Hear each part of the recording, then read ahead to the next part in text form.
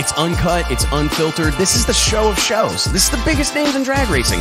No holds barred. Speaking speaking his mind.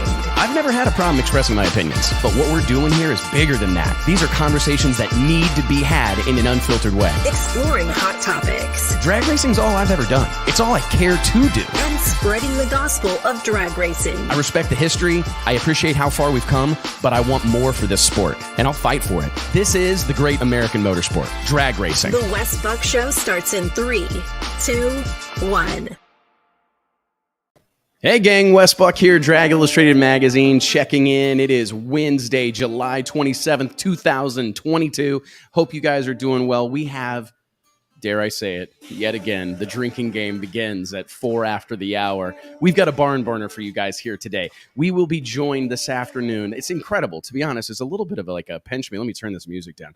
A little bit of a pinch me moment for me personally, to be honest. Got to check in with the one, the only Don Schumacher. Incredible conversation that we're going to share with you guys. I actually spoke to Don a little bit before the show, but we're going to air that here right now. We're also going to be joined live by the one, the only, I would argue, amongst the greatest to ever do it, and I believe the best pure natural driver alive, Erica Enders. A little bit later in the show, we're also going to check in with first-time NHRA Pro Stock Motorcycle winner Joey Gladstone, and we're going to hear from the one, the only, Art Kendrick from Redline Oil's longtime supporter of us here at Drag Illustrated Magazine and, of course, the Wes Buck Show. I want to welcome you guys. Thank you so much for being here. Holy cow, it's amazing to think about being 200 and I think 70-ish issues into this. Issues. Oh, my goodness. There's my print. My print is showing. My print magazine is showing 270 some episodes into the Wes Buck Show. And I got to say, we couldn't do any of this without each and every one of you. It is such an honor. It is a privilege, and it's a real joy to join you guys every week to talk about all the goings on in the sport of drag racing, talk to a lot of the biggest names, the biggest stars in the sport. And again, we can't do it without you. Please do us a solid. Hook your brother up. Click like, click share, subscribe to the YouTube channel. Help us spread the gospel of drag racing. We have a lot of work to do here in the next couple of hours, so let's waste no time. And I'll introduce you to my co-hosts, my partners in crime, the one, the only, Mike Carpenter, JT Hudson. What's up, boys? What's up? Oh, man, you know me. It's okay. Let your print show. Let my print show, man. Be proud of that. You stole my. I was going to say shaking babies and kissing hands.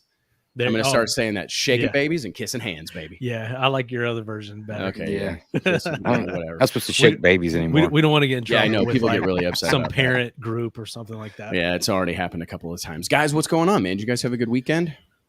Yeah. Don't ever ask JT about his weekend. We might have to extend the show if we're going to dive into JT's weekend. Instant regret. Yes. As soon as I said it, I suppose you won a golf tournament somewhere? Yeah. I got second. Okay. Dude, man, how would you have done if you didn't drink? Though. We partied really hard. How would you have done if you didn't drink? Better. Maybe. Probably worse. Man, you would probably be the worst sober golfer of all time. I get better when I am drinking because then I get more confident. I get really cocky, and then I'm like, yeah, I got this. You get more confident and cocky? Oh, yeah, wow. I know, right?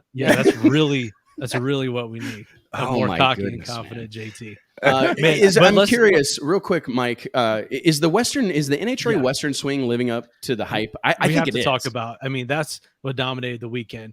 The Western Swing, I think, has just exceeded expectations so far. And I even see a ton of people, like NHRA people, announcers, talking about how awesome Sonoma was.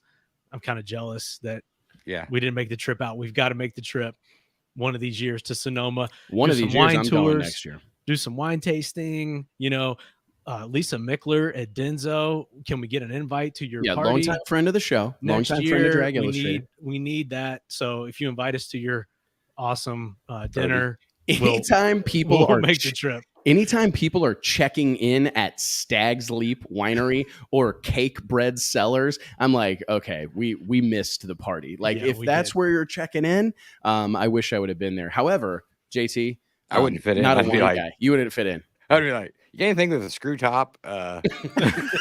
Anything sweeter than this? Because if I have to try one more of those dry wines, I'm probably gonna sleep. We'd have to leave you at the hotel.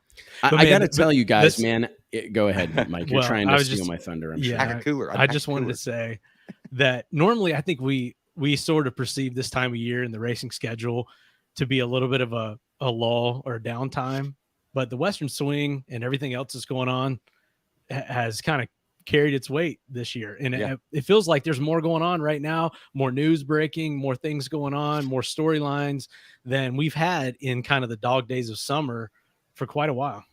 The Western Swing, I almost, when I look at it from afar, I'm going, man, there is something special about sending all these teams out on the road, right, for back-to-back-to-back weekends. And I understand, obviously, that it's a grueling ordeal and all the challenges that go along with it.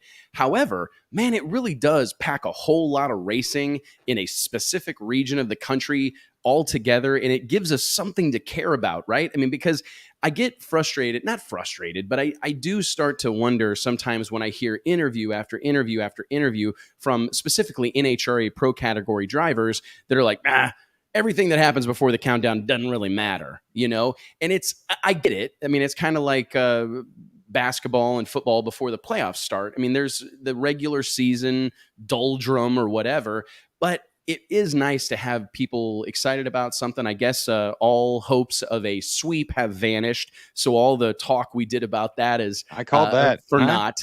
You come know, on, but way to go, JT. Come on.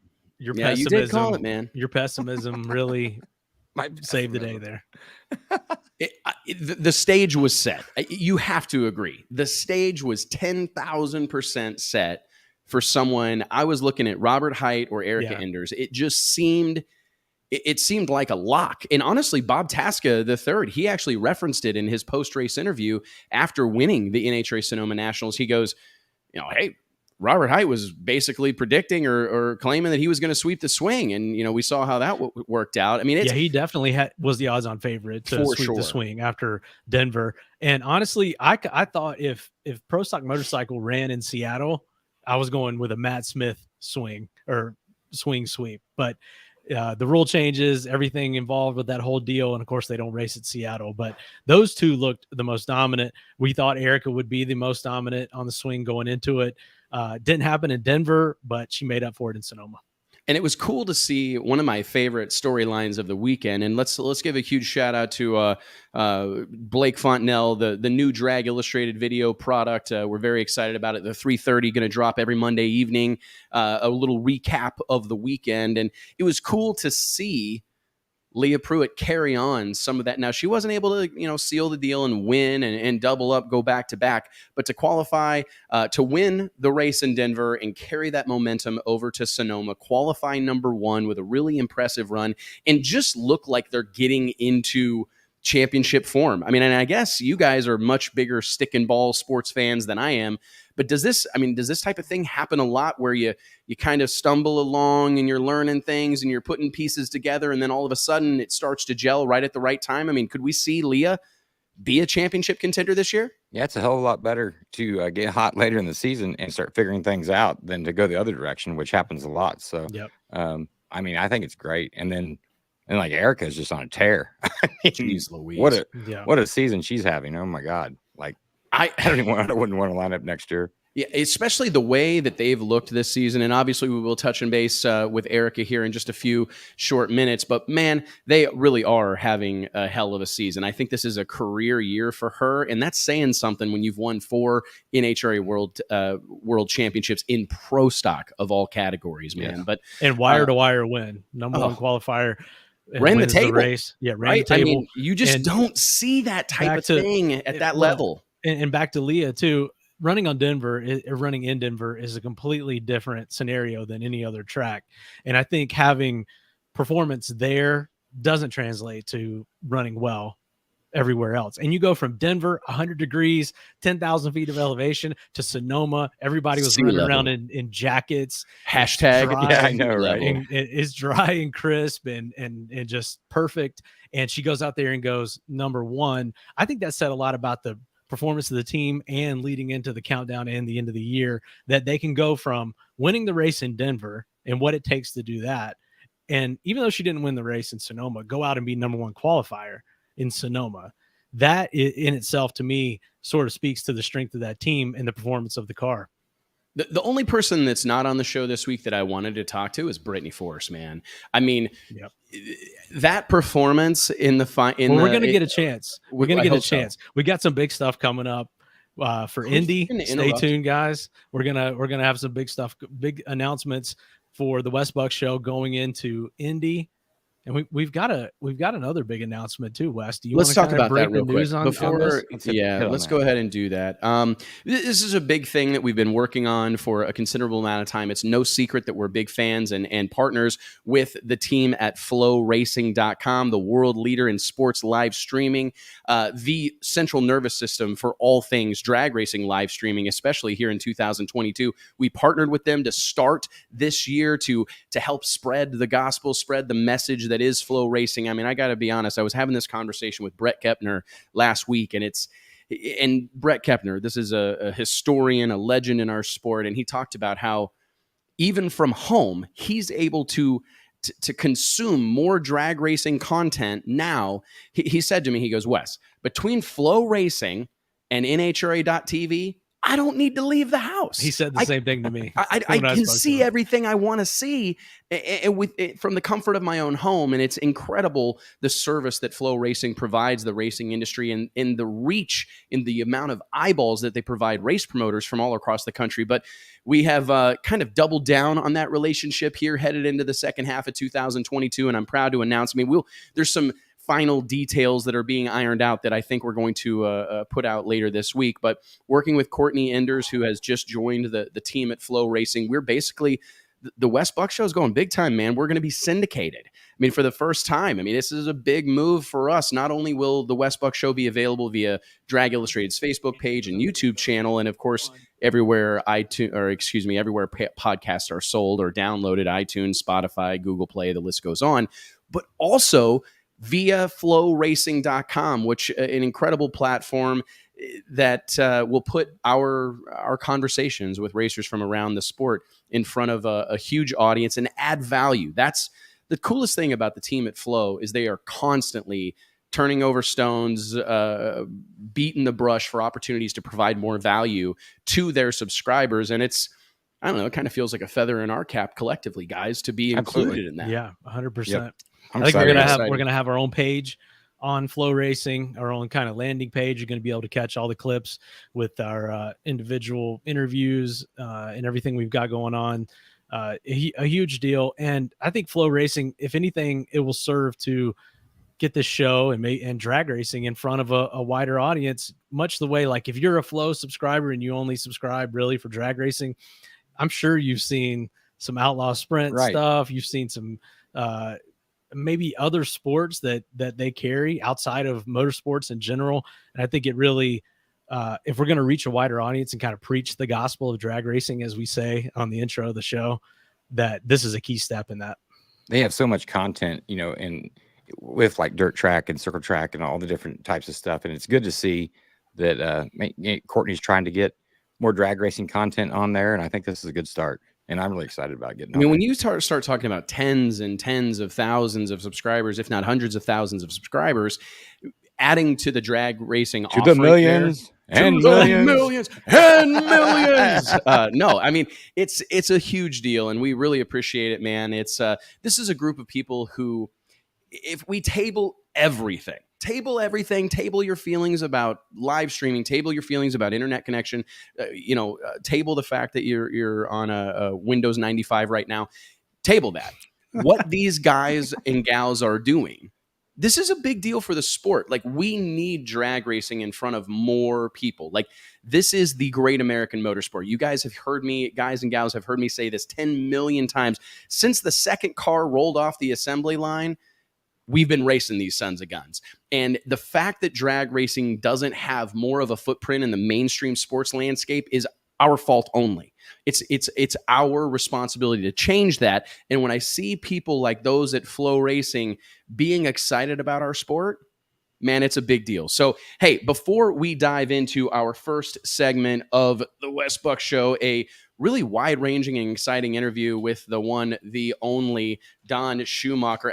Let's touch base on that real quick before I go into a sponsor read.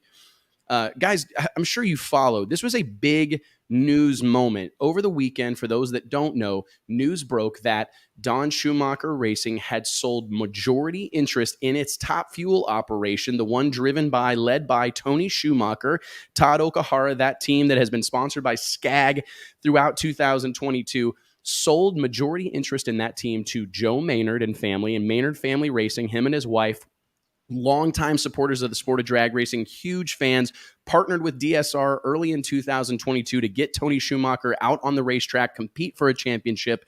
The dream from the Maynard family's perspective has been to field a Top Fuel team. That's a personal dream that they have had. They secured that deal this weekend in Sonoma, and as of Monday, took over complete operation of Tony Schumacher's Top Fuel team. So this was a big deal that was kind of interpreted in a multitude of ways, right, guys? Like, I think there were people that saw this and went, oh no, is Don Schumacher bailing on drag racing? Is this? Which even if he was, can you blame? I mean, the guy's done as much as anyone for NHRA drag racing in the last 2 decades. Can't argue.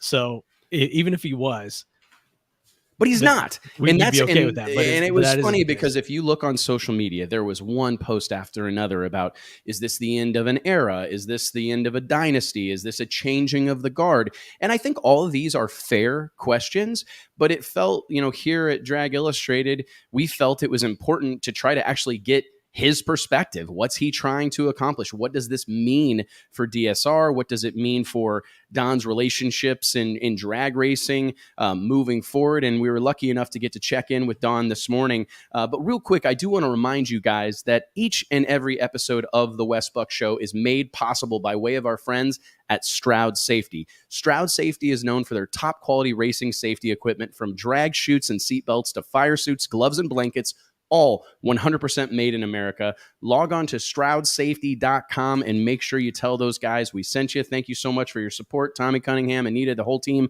up there in Oklahoma City at Stroud. Guys, let's get right into this, dare we? Let's let the man speak for himself, and we'll bounce out, all right? And I guess let's start with what's gone on the last few days. It's been a big, huge, seismic happening in the sport of drag racing, if you ask me. You're someone who has been seemingly permanently attached to the sport of drag racing. But last week, news broke, I believe it was on Sunday evening out at the Sonoma Nationals in California, that you had expanded your partnership with Joe Maynard and the Maynard Family Racing operation, but naming them, or essentially making them, primary owners of your Top Fuel operation. I think this was interpreted widely as Don's bailing, it's over. I think it was a little exaggerated, right? But it is a shift for you. Could you kind of lay the groundwork or explain to us the inner workings of how this deal with Joe Maynard and family came to be? Well, let's go back first to, I've been in drag racing for a lot of years, since mid-60s.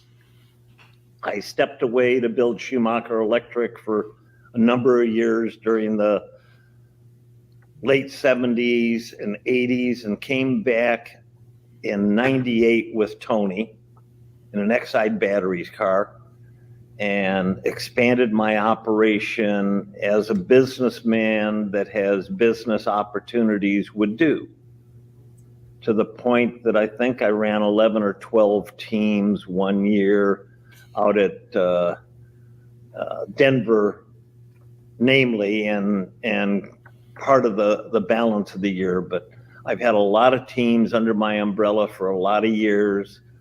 I'm still involved with the Maynard's team. That's part my team also. I'm not stepping away from drag racing.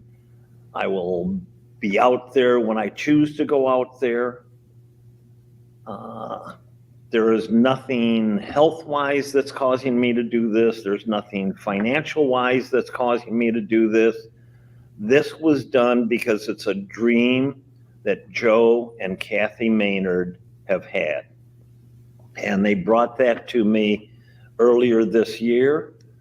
And I said, let's see if we can figure out a way to accomplish what you want to accomplish.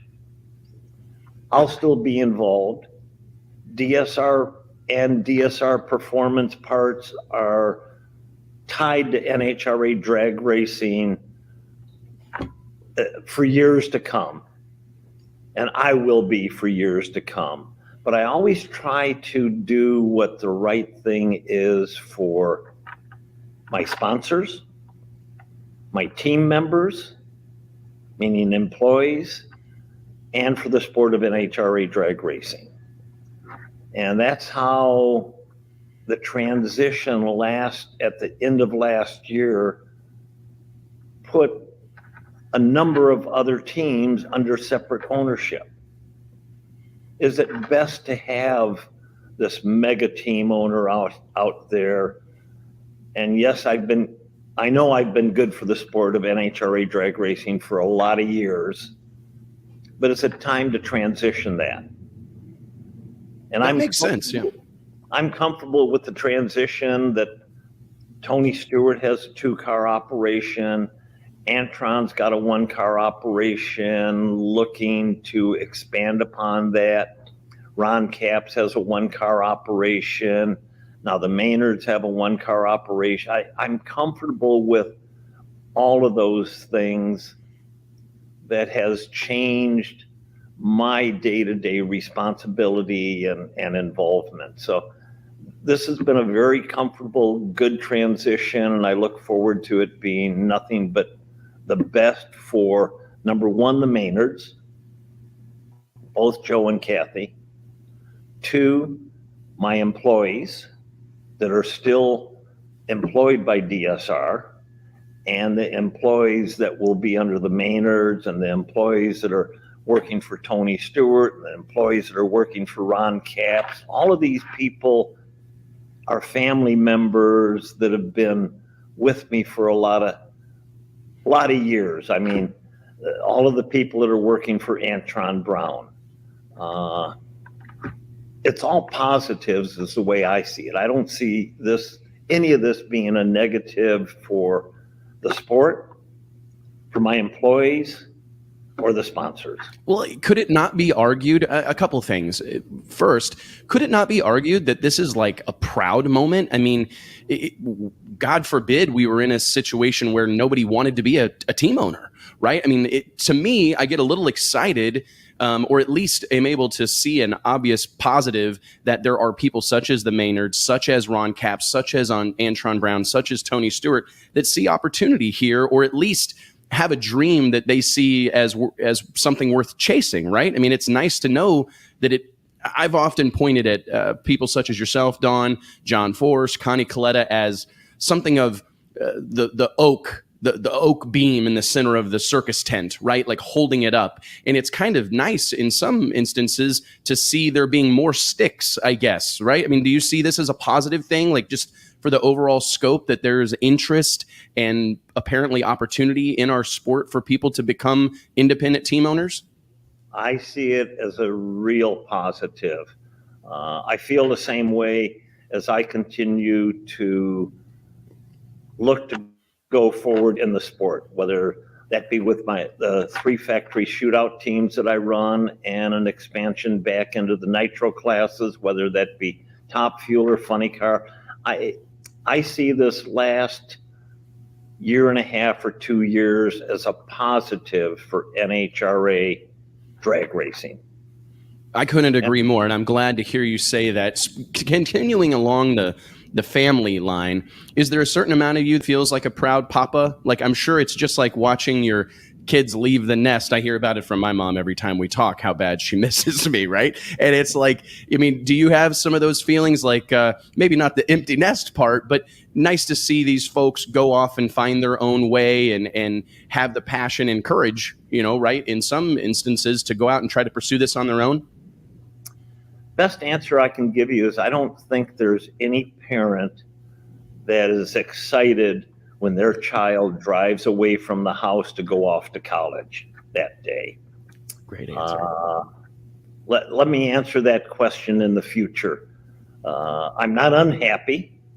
I am very happy with what has transpired. I feel I'm doing, like I said, the best thing for my sponsors, for the sport of NHRA drag racing, and my employees. I feel it's all a positive. everybody's going forward and not relying on just one individual. So I see it all as a positive, but I can't answer that question that I'm sending the kids off to college or somewhere else that I'm proud of that or unhappy. I'm not unhappy with anything. Well, it's good. None of this is a negative in any light at all. The changes that have taken place here in my racing world over the last 3 years, I am not unhappy at all.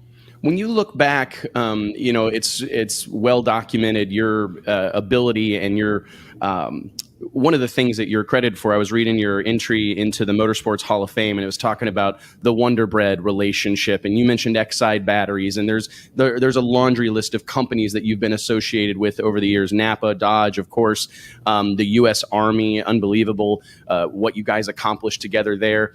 What do you make of like the landscape business-wise in drag racing right now? We do seem to be seeing an influx of some new teams. We've seen some new corporate sponsors show up, but we do hear some of the same things, and fields aren't, we're not back to 20 some odd cars consistently. Do you feel like the environment is good right now for drag racing specifically? I know there's some uncertainty in the world, but looking at what we're kind of operating in right now, do you feel like there's a good climate? Will we ever see, are we going to see more and more new sponsors, or what's your take on like the business part of drag racing right now, especially at the NHRA level?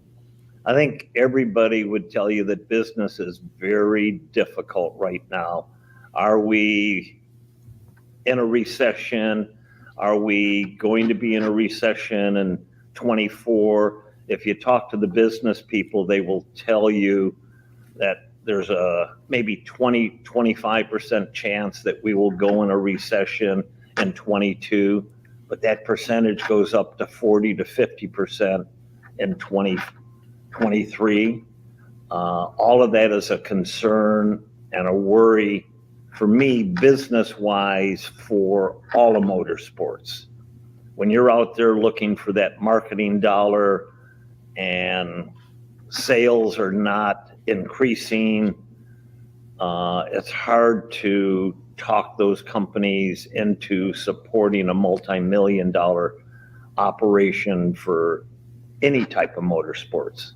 So I have my concerns and my worries with where we're at in this economy and politically where we're at today and where we're at in the world. So there's always that concern, and I've never really been a pessimist.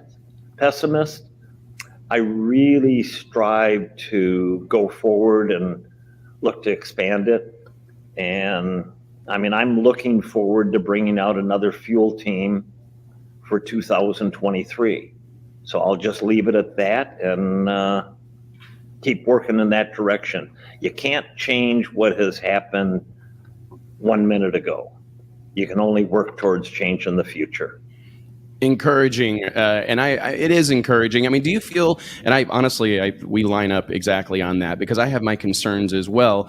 However, when I look at the sport right now, it does feel like our platform, you've seen drag racing, NHRA championship drag racing go through my goodness, the Wild World of Sports era, ABC, ESPN. You've seen this evolution over time. Now we're on Fox, and I don't know about you, but I kind of stick my chest out every once in a while. I'll turn on the TV and there's NFL football on and there's drag racing on, or there's Major League Sports or NASCAR and there's drag racing right beside it. What do you make of the platform of NHRA drag racing right now? But from the action we see on social media, the following some of these drivers have, the willingness for some of these sponsors to activate these relationships, but the TV and such. I mean, do you feel? What's your take on where the platform is right now? I think the sport is in a very good place right now. The headwinds that we have in front of us for the balance of this year and next year is certainly worrisome with what's going on in this world. But again, put your head down, keep working hard, and don't worry about those kind of things, and you'll be successful. That's the way I've always looked at things my whole life. And I've been very fortunate. I've been blessed with being able to surround myself with great people that have done a great job for me. That means every crew chief, every driver, every crew person, every management person, all of my hospitality staff, all of that has been a very rewarding situation for me.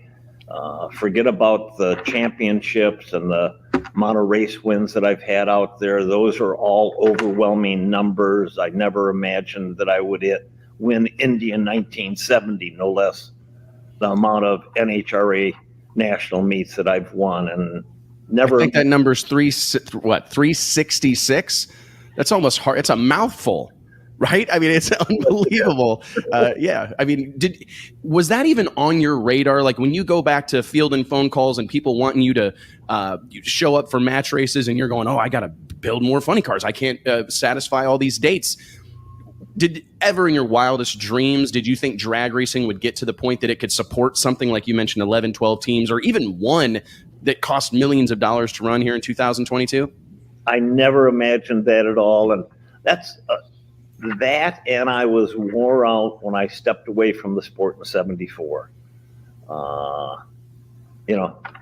Wife, children, wasn't at home at all, racing cars over in England, racing 3 different teams here in the United States. And it was just, it was the right thing for me to do for my life, for business.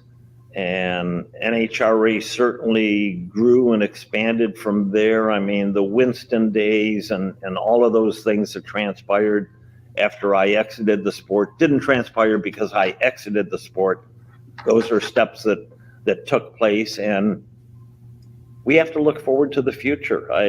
I never imagined that I would win one NHRA national race. When I won Indy in 1970, I was blown away by that. And, my crew chief at that point was John Hogan. God bless him, he's passed away. But we created a lot of noise out on the West Coast the 2 years before that and on the match race circuit and such, and it allowed me to go to Indy and win the Nationals against Leroy Goldstein in the Ram Charger car, and kind of set the stage for a larger career than I ever thought I would have. And I never imagined even coming back into the sport. I mean, it's amazing to think about exiting like that. I mean, and it's funny because who knows what the future holds, right? I mean, I look at you right now and I see a spry guy full of smiles and energy. Like, who knows what 23 looks like? I mean, I wouldn't be surprised to see you right back. Like you mentioned, another Top Fuel operation. I'm curious, you talked about putting your head down and going to work. I think sometimes people don't understand the scope of what you guys do at DSR. That was one of the things that Megan and I have talked about, and Allison, some of your team surrounding your daughter, and Allison, your PR representative. There's a lot going on at Don Schumacher Racing at any given time, far beyond nitro team operation. Can you give us a little insight? I mean, earlier this year, unveiled your new crate engine for I believe that Challenger sitting right behind you. You guys have you provide parts to a slew of teams. I know you're working on developing even more parts. I mean, you guys clearly are keeping your heads down and working. Can you give our viewers like just a little bit of an insight as to what all you guys are doing right now there within the walls of the shop in Brownsburg? I believe we have 35 CNC machines here that are building race parts, defense parts, aerospace parts, parts for the fishing industry. We have a large machine shop operation that's probably 75,000 square feet right now.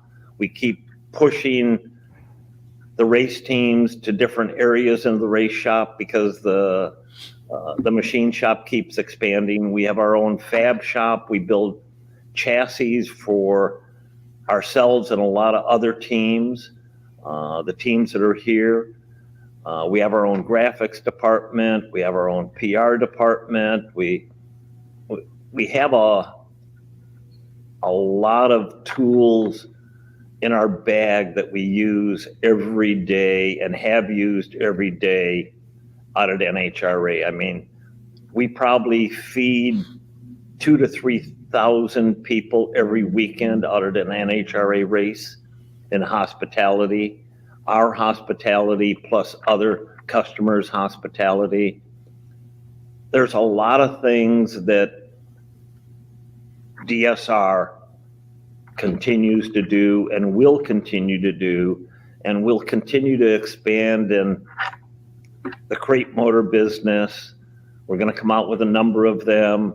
We're looking to come out with other parts for the Dodge and the Mopar brand, and just continue to expand the foundation that I've had with that company.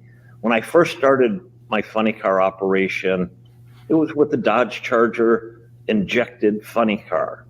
The cars that I drove on the street were different than that, but that was the very first funny car that I ever had, that I ever drove.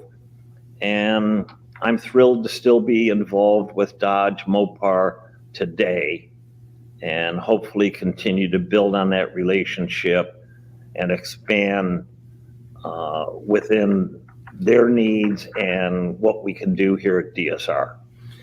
One of the things that I think is interesting that you had a hand in pioneering was what do you say?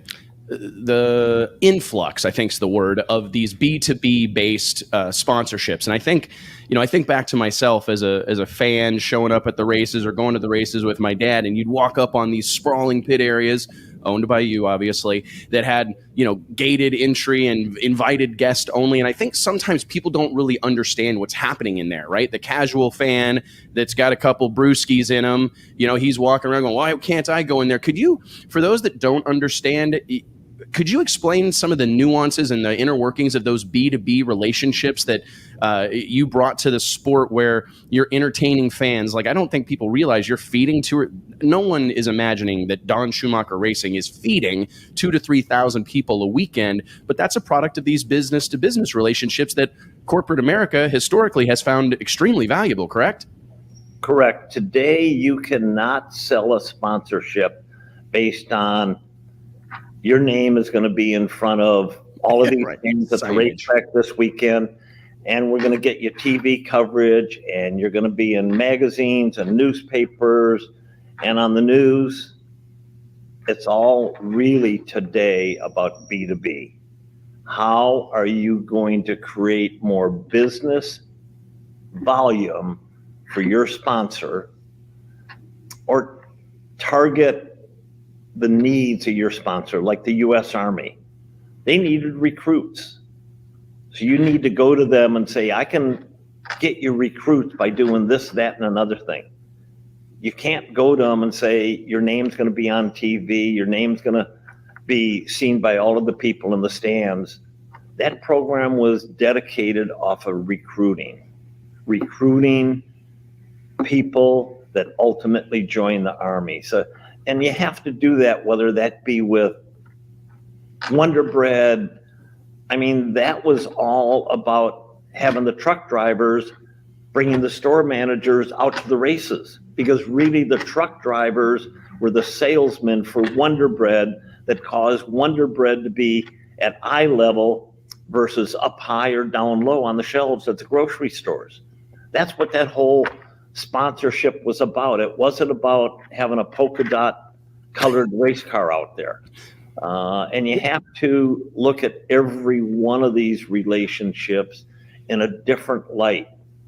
Yes, every sponsor wants to win the world championship, but the B2B part of it, where they can entertain their employees, entertain their current customers, entice new customers, yeah, in your hospitality area, that gives them a special experience next to one of these race teams and race cars, has been very instrumental in what the sport has transitioned to today. That's why the majority of the teams either have hospitality all the time, or they have it on and off during the course of the year, because it's a necessary part of maintaining your sponsorship, your involvement with your corporate sponsor. such fantastic insight, because like you go talk to someone like Josh Hart, and I think maybe people in the stands think, oh man, RL Carriers, they really are, they're big fans of drag racing. No, they're recruiting truck drivers, right? They're looking to recruit truck drivers. And I think it's people, I've managed to always turn this, my guys make fun of me because I always turn this show into some sort of self-help program. But I do think this is valuable information for people that aspire to become drag racers at a professional level, or even operate on a regional or local level. I go hang out at the races with some of my buddies or whatever, and they're telling me they've got a sponsor and they've got one Igloo cooler with some Bud Light in it. I'm like, well, I don't know what kind of impression you're going to make on these folks. Like, perhaps we should put some chairs out. Perhaps we should put a tent up. That said, is there a business there? I mean, I understand that you work with some of the teams in the pro pits to offer hospitality via DSR. Is that something that you guys see potentially being able to expand on? There is a business there, and we currently do function as a business with DSR Hospitality, and look to continue in that direction and do the very best job for all of our customers that we possibly can. And we will always look to try to expand upon what we currently do, whether that's just supplying food, whether that's educating and supplying the whole experience for the team and the customers. So that is part of our business. That is part of what DSR does, besides making cylinder heads and blocks and connecting rods and that is just one piece of our business here at DSR. One of the things that I wanted to touch on before we cut you loose, and again, I appreciate you being so gracious with your time. Man, I'm a door slammer guy. It's no secret. Listen, I appreciate 27,000 horsepower or whatever the number is, and 300. I appreciate it and I love it. I'm a fan, but I'm a door slammer guy through and through. Always have been, and a personal hero of mine, Mark Powick, drives for you in the factory shootout classes and in NHRA. Can you touch on just a little bit of what you see in that program? Do you have a special affinity for that style of racing, or was it more opportunistic working with major manufacturers, or because people think that you're getting out of drag racing? Well, hell, you field 3 of these things right now on a full-time basis. What's your take on that part of your operation? It originally came to me as a business relationship, and I just said, okay, yeah, I'll try to run one of those cars, but I'll only do it one way, and that's to win a world championship. And a year and a half into it, Leah Pruitt won the world championship in the factory shootout class. Mark Powick currently holds both ends of the world record in NHRA in the factory shootout class. I thoroughly enjoy the class. I believe it has a very strong position in NHRA.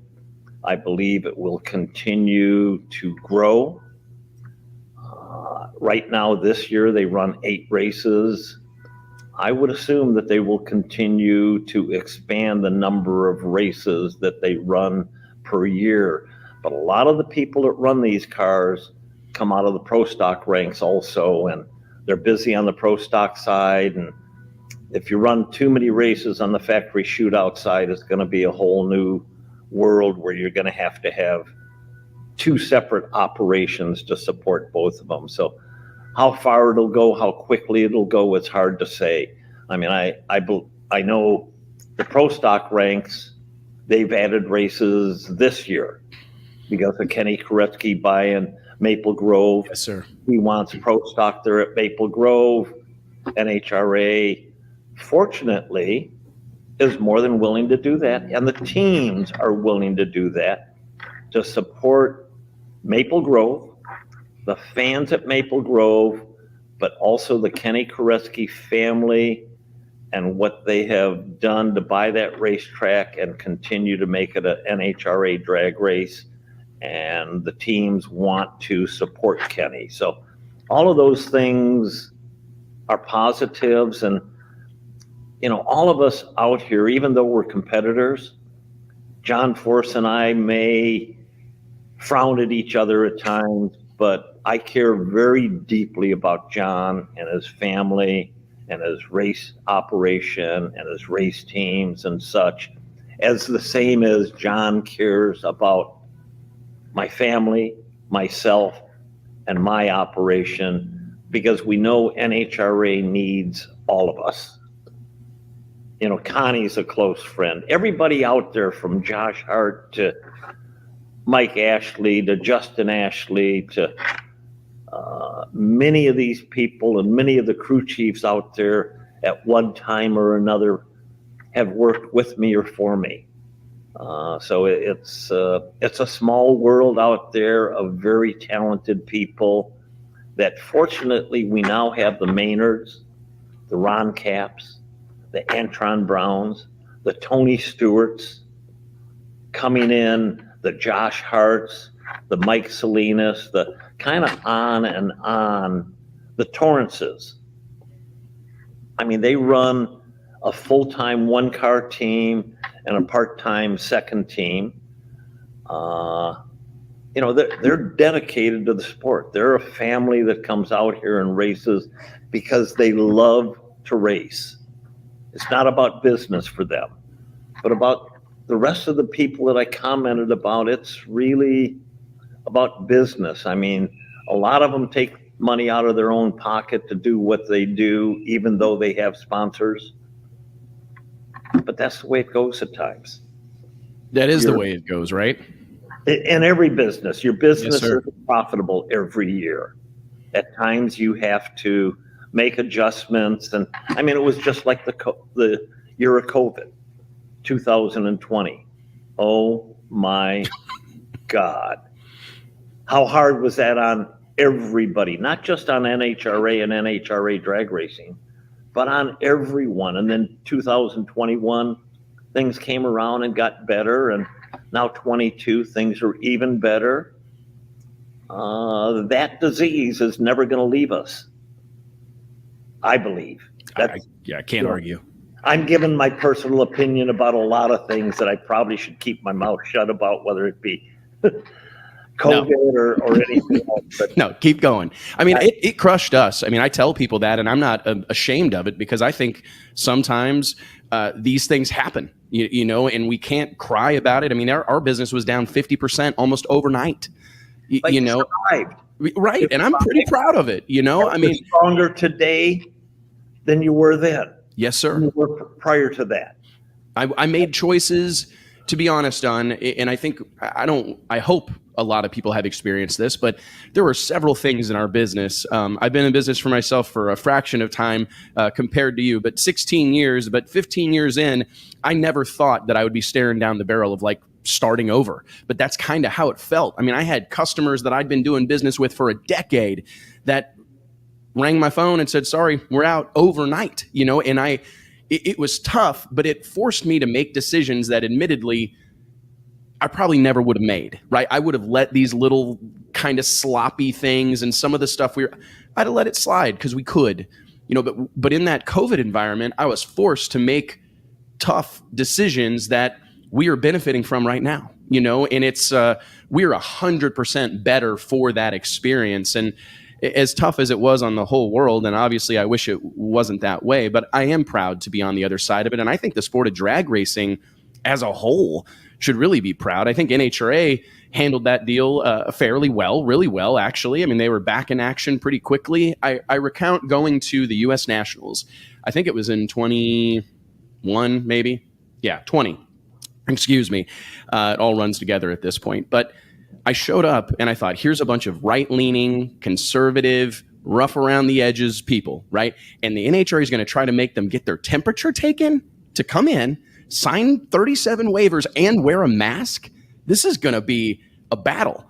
And I remember showing up at the races and going up to the staging lanes there in Indianapolis and looking around and feeling kind of an overwhelming sense of pride because everybody was playing along. These are people that maybe don't agree with it, but that's how much they care about drag racing. That's how much passion that they have, is that they're willing to go up on the starting line and wear a mask. They're willing to get their temperature taken. They're willing. And it just made me proud because that's drag racing, specifically the NHRA. this is a very uniquely passionate group of people that will walk across broken glass in many ways to get to the next race. And it honestly made me really proud of our sport to still be here and to be as strong as we are today, despite all that's going on. It's pretty amazing. Yes, it is amazing. And it was amazing, like you said, that everybody took the necessary steps and did the right thing to be able to race during that year, even though the season was cut back to 11 races. It was difficult on the teams, the team owners, the sponsors, your company. It was difficult on everybody, but the economy survived it. Yes, sir. And came back stronger in 21 and stronger even in 22.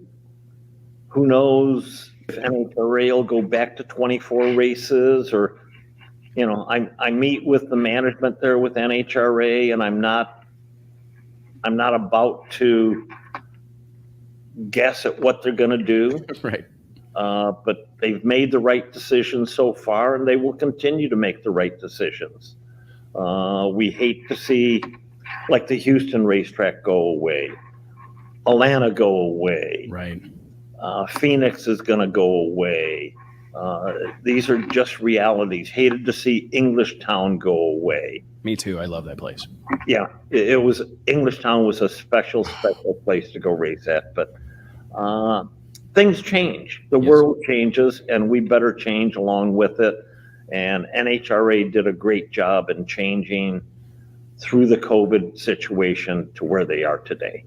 I couldn't agree more, Don. Well, hey, thank you so much. We went over our allotted time, but I really appreciate you being so gracious again. Thank you so much, and congratulations. I mean, I think this is fantastic. I was talking to Brett Underwood earlier this week, obviously a part of our team here at Drag Illustrated and one of your dear friends. And Brett, he said, I'm glad the old man's going to get to go racing when he wants to. You know, like if there's a golf course, you know, not feel tied to it, you know, not feel like you have to be there because you want to be there. And I'm genuinely happy for you. And I hope you know that I truly appreciate all that you've done for our sport. It's not lost on me that you were out there when other people weren't. And it's an incredible thing, all that you've contributed. So thank you. And I can't wait to see a bunch more in the future. Can I butt in real quick and just comment on, can you check out all these Wallies in the back here? I know. I mean, look at these. I mean, holy cow. That's not all of them. I promise you that much. There's a whole other area here in this race shop lobby that is covered with them. I mean, 600 plus Wallies we've collected over the years. And it's been an unbelievable blessing that has happened. I have no idea how it really happened. I put my head down. I worked hard, surrounded myself with great people. They did great things for me and the company, and I've been blessed. Well, thank you so much, Don. Last thing, we're getting ready to be joined by Art Kendrick from Redline Oil, one of my good buddies, Mark Beatty. I know you partnered with Mark Beatty and the guys at Redline earlier this year. I'm sure that relationship will carry on, and I'm just curious if you know who I'm talking about, right? Yep. I mean, it's a great product. It has worked phenomenally for us, and I thank them for joining in with us, and I look forward to continuing our relationship and expanding our relationship. Awesome. Well, hey, thank you, Don. We'll see you at the races, okay? All right. Take care. Thank you, Mike. Stay out of trouble. Thank you.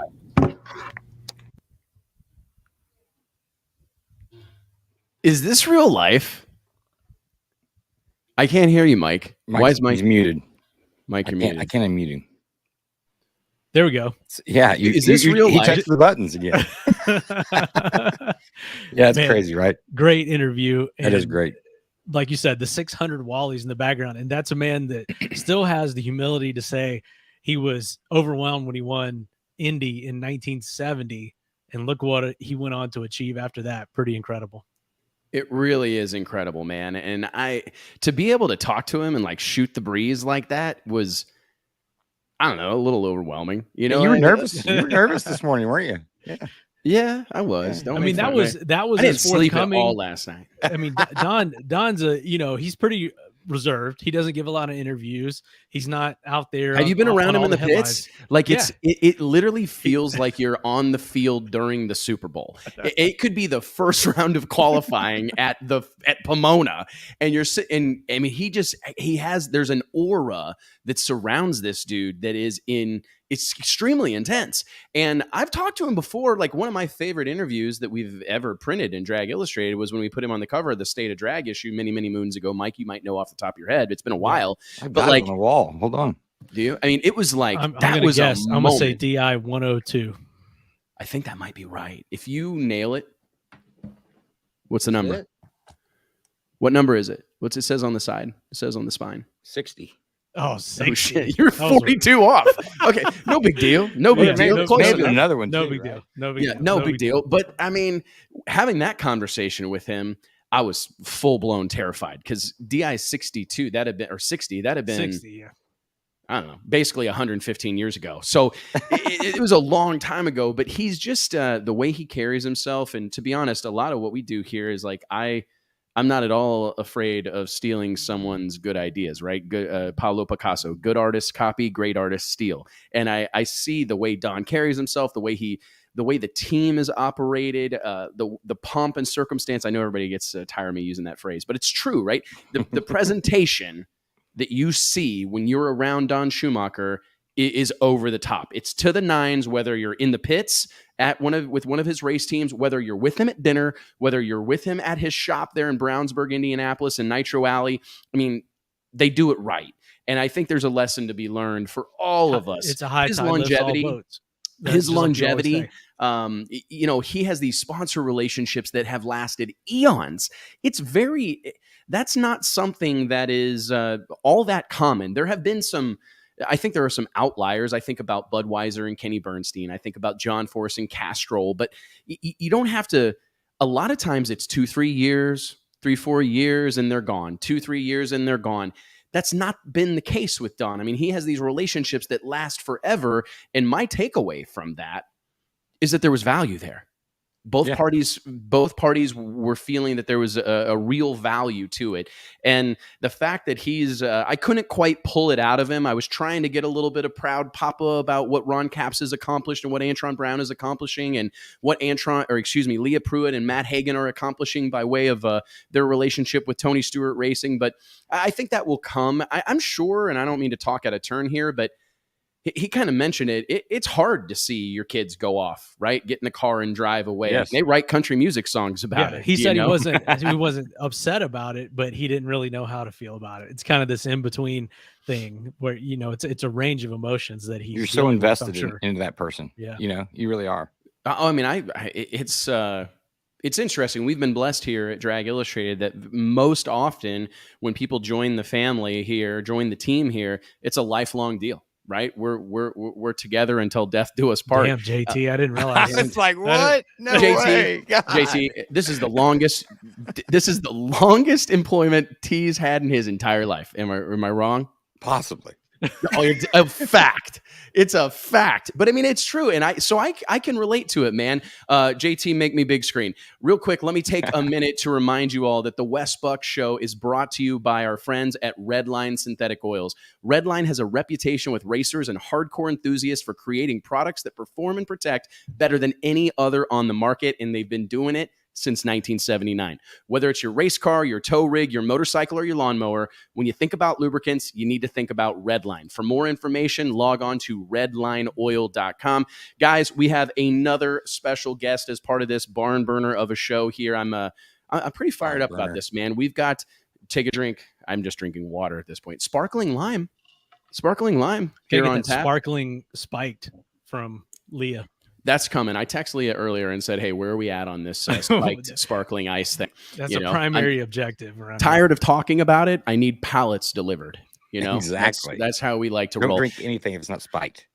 Agreed. Ladies and gentlemen, let's give it up for the one, the only Art Kendrick from Redline Oil. Woo! everybody's supposed to. What's up? What's up, Art? What's up? What's up, dude? Got the backdrop full of oil and oil. Oh yeah, Redline Oil products. That's my collection. There you That's go. nice, man. So Do you have like some vintage here. 1977 1030 or something? I don't have Like it's a any, wine cooler. I don't have any that I've acquired yet. At least not on the oils. I've got some stickers and patches and some really cool stuff that literally is as old as I am. How long have you been with Redline? A little over 5 years. No joke. Okay, so I mean, you're well versed. From what I understand, you're the feet on the street. You're the boots on the ground at many of the events. From what I've been talking about with Mark Beatty, we got to talk a little bit about my buddy Mark. But tell me, you've been going to a bunch of NMCA races this year. You guys announced. I thought this was a fantastic pickup. People sleep on the NMCA, the National Muscle Car Association, Steve Wolcott, Raleigh Miller, the whole team over there. That's a tight run ship. They do a great job. Racers love being a part of that. Big following of enthusiasts. What's been your impression? I think exactly that. I mean, everything runs really smooth. There's not a lot of drama. They get you in, they get you out. They do a good job. At just trying to keep everything on schedule. Like I said, they've really expanded, what they offer as far as additional things over and above the racing, even, to the point of car shows and other type things, just to try to bring that other part of the industry in. So, when you do come, whether it's as a spectator, as a racer, or just a participant, I mean, there's something there for everybody. That's what's really cool about MCA. Whenever I know that, it doesn't take but 2 seconds to look around at the wide world of motorsports and see that Redline has their hand in their collective hands in a lot of different forms of racing. Tell me a little bit about, like, specifically what you think, why Redline is such a great fit and provides such a great product for the sport of drag racing, right? I mean, this is like, I have to believe these are amongst the toughest conditions that any engine or drivetrain product is going to find themselves in. And it's a wide variety of different combinations, different, engine sizes, imports, domestic, and everything in between. Tell me is there a certain passion, a certain part of the DNA that makes Redline such a great fit for drag racing? I see the logo on. Well, we just talked about it, right? Top Fuel teams, Pro Mod teams, Nostalgia Nitro Funny Car teams, Sportsman Racing, and everything in between. I think the biggest thing is we don't cut any corners. We use premium everything we do. I mean, there's cheap oils, there's good oils. I mean, there's stuff in the middle. But at the end of the day, I mean, we over engineer everything we do. So I mean, whether you're trying to make more horsepower, whether you're trying to go faster. I mean, we have products that help you do all those kind of things. And like I said, there's other people that do it. They just don't do it as well as we do.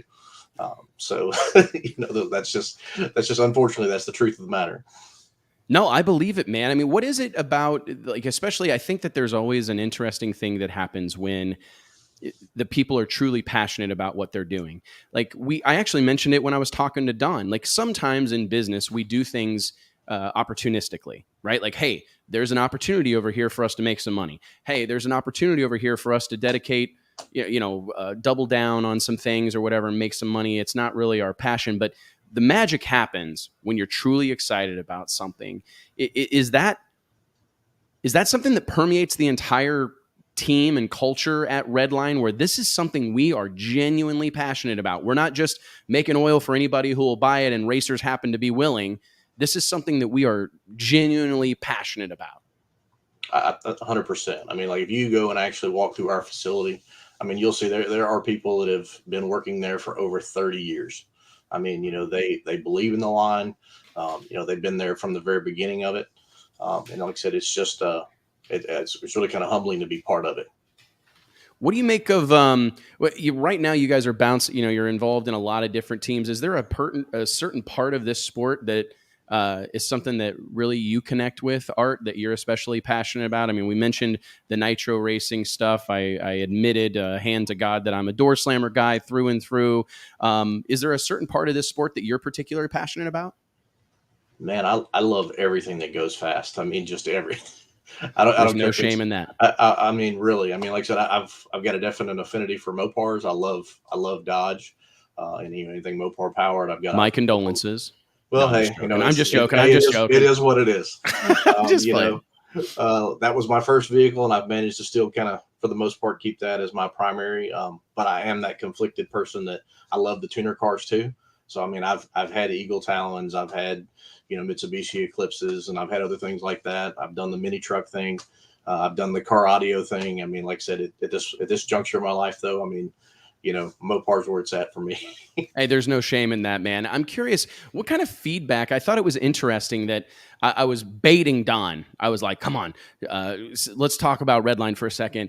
And did you notice that he basically stepped on me to say, great product. Yep. What kind of feedback do you get? I mean, I'm sure, I hope that felt good. I mean, hell, it felt good for very me. Good, and yeah. I loved it.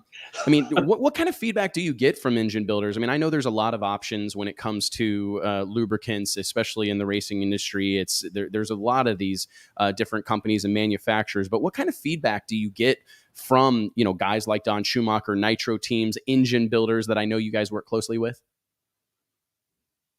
Uh-oh, did we lose him? Uh-oh.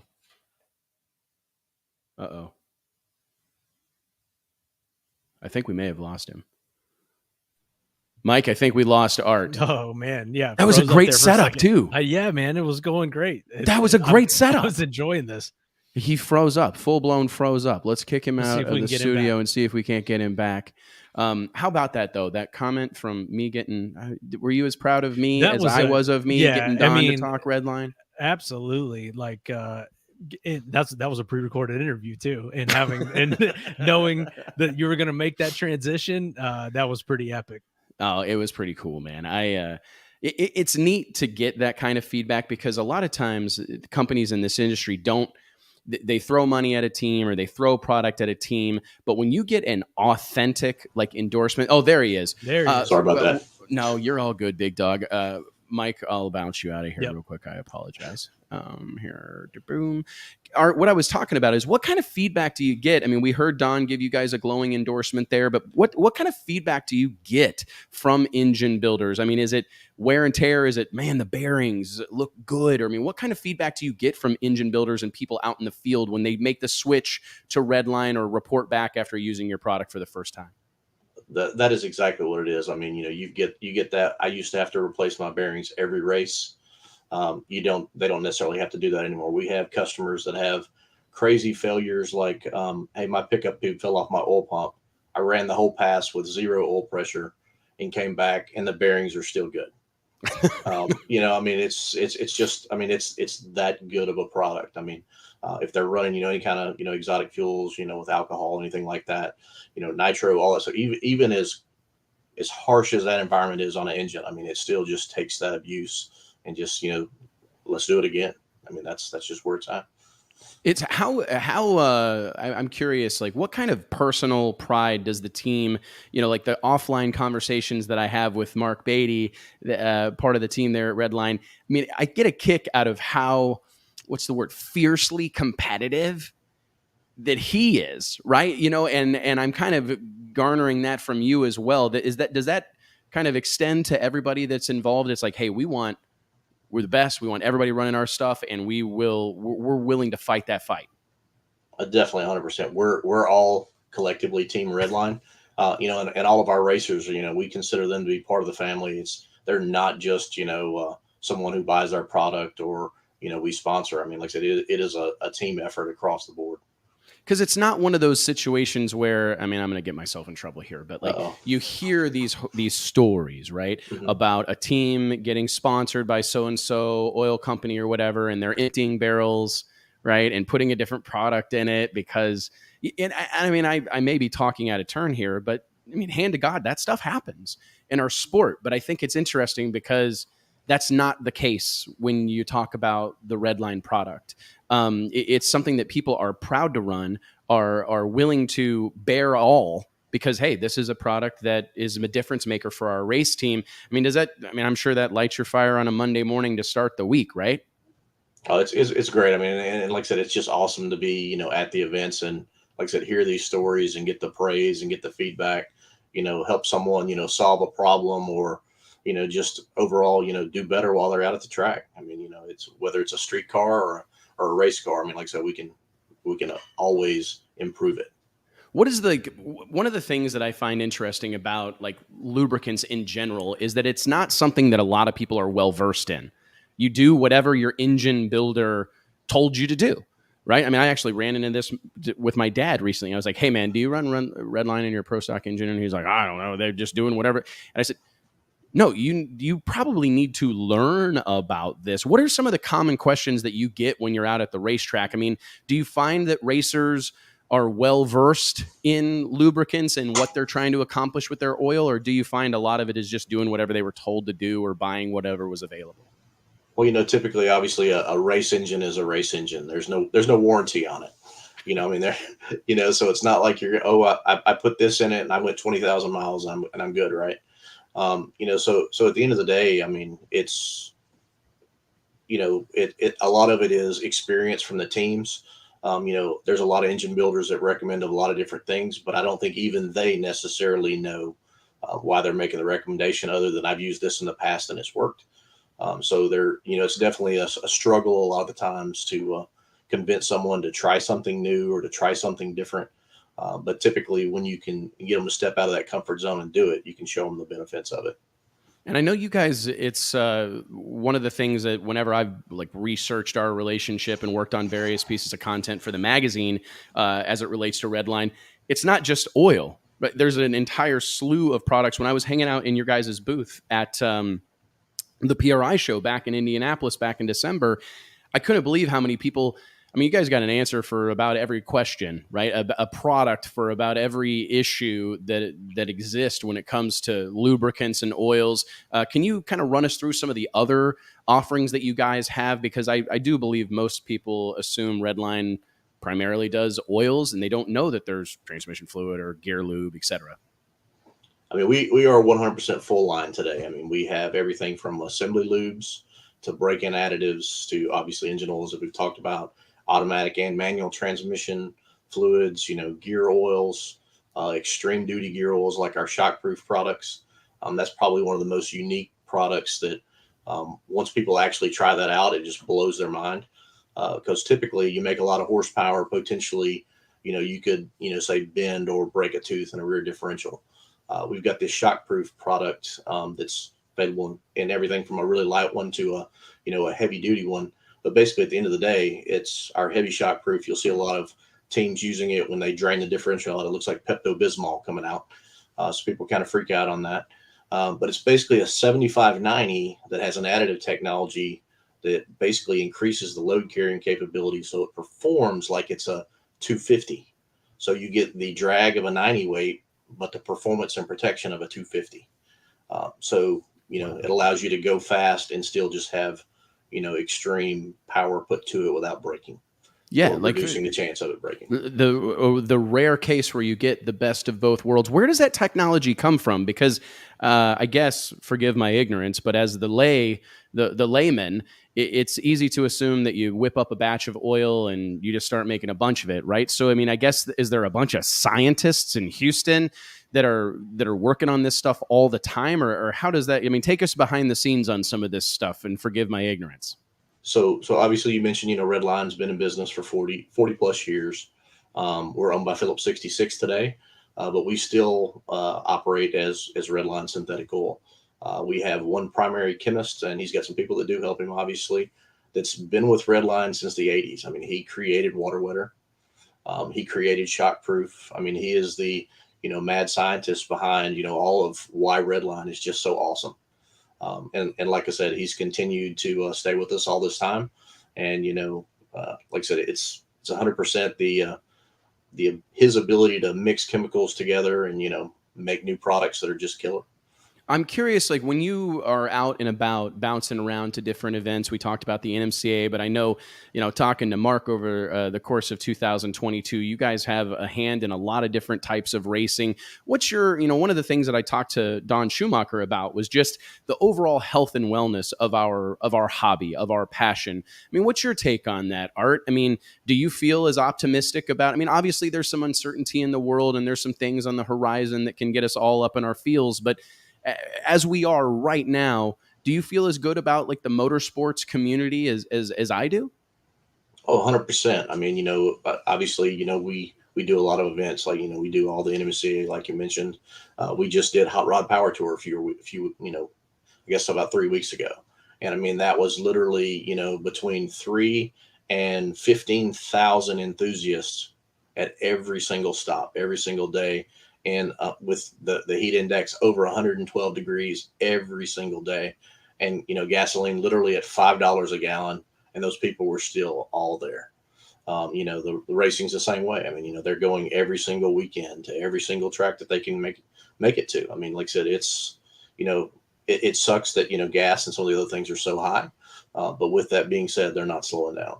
It's interesting because I dare I say that racing has some recession-proof qualities, but it's like when you're this invested and you're this passionate, you're going to find a way to race. And it's a blessing and a curse, right? Because, you hear the horror stories of the racer who's like, spending his kid's college fund to make it to the points meet this weekend, but at the same time, that level of passion and commitment is really what's gotten our sport to this point, is that we are willing to do whatever it takes to pursue our racing hobby, our racing passion. And I guess I'm just thankful for it. 100%. And that kid that they just spent his college fund on, he's probably there with, his dad or mom racing. 100%. 100%. Isn't that the case, man? Well, hey, dude, I appreciate you taking the time to chat with us. I hope we get to do this again. I'm hoping to take in, I believe it's the NMCA race that comes up is September's Indy, right? Correct. Yeah, that'll be the finals for NMCA. Yeah, the finals. I think I'm a big fan of the way the NMCA does their schedule. In this day and age, it seems like it's all about how many dates can you have. Like, let's have 27 races. Let's do 18 races. The way the NMCA does their schedule, it's very racer friendly. Don talked about that with the NHRA. Like, they made some changes here a few weeks ago announcing that the NHRA season wouldn't start in Pomona in 2023. It's going to start in Gainesville. And it felt like, holy moly, did the NHRA just make a purely racer-centric decision? I feel like the Grinch. My heart grew 5 sizes, right? I mean, that just was a big deal. But that's my takeaway from what the NMCA does and has done, is it's very racer-centric. Definitely. And like I said, they continue to push to get more out of every event they do. Well, hey, man, again, I appreciate your time, Art. I appreciate you being a part of this. And I hope I hope Mark knows, the whole team at Redline, your support, what we do here at Drag Illustrated, the Wes Buck Show, we greatly appreciate it. We're excited about it. We can't wait to see what's next, man, what we can do together. And I look forward to talking to you again soon, and hopefully go to that Indy NMCA race together, maybe. Yeah, I'll be there. I'm at every single one of them, so you'll see me there if you show up. Well, hey, man, stay out of trouble. We appreciate it, brother. All right, we'll talk to you soon.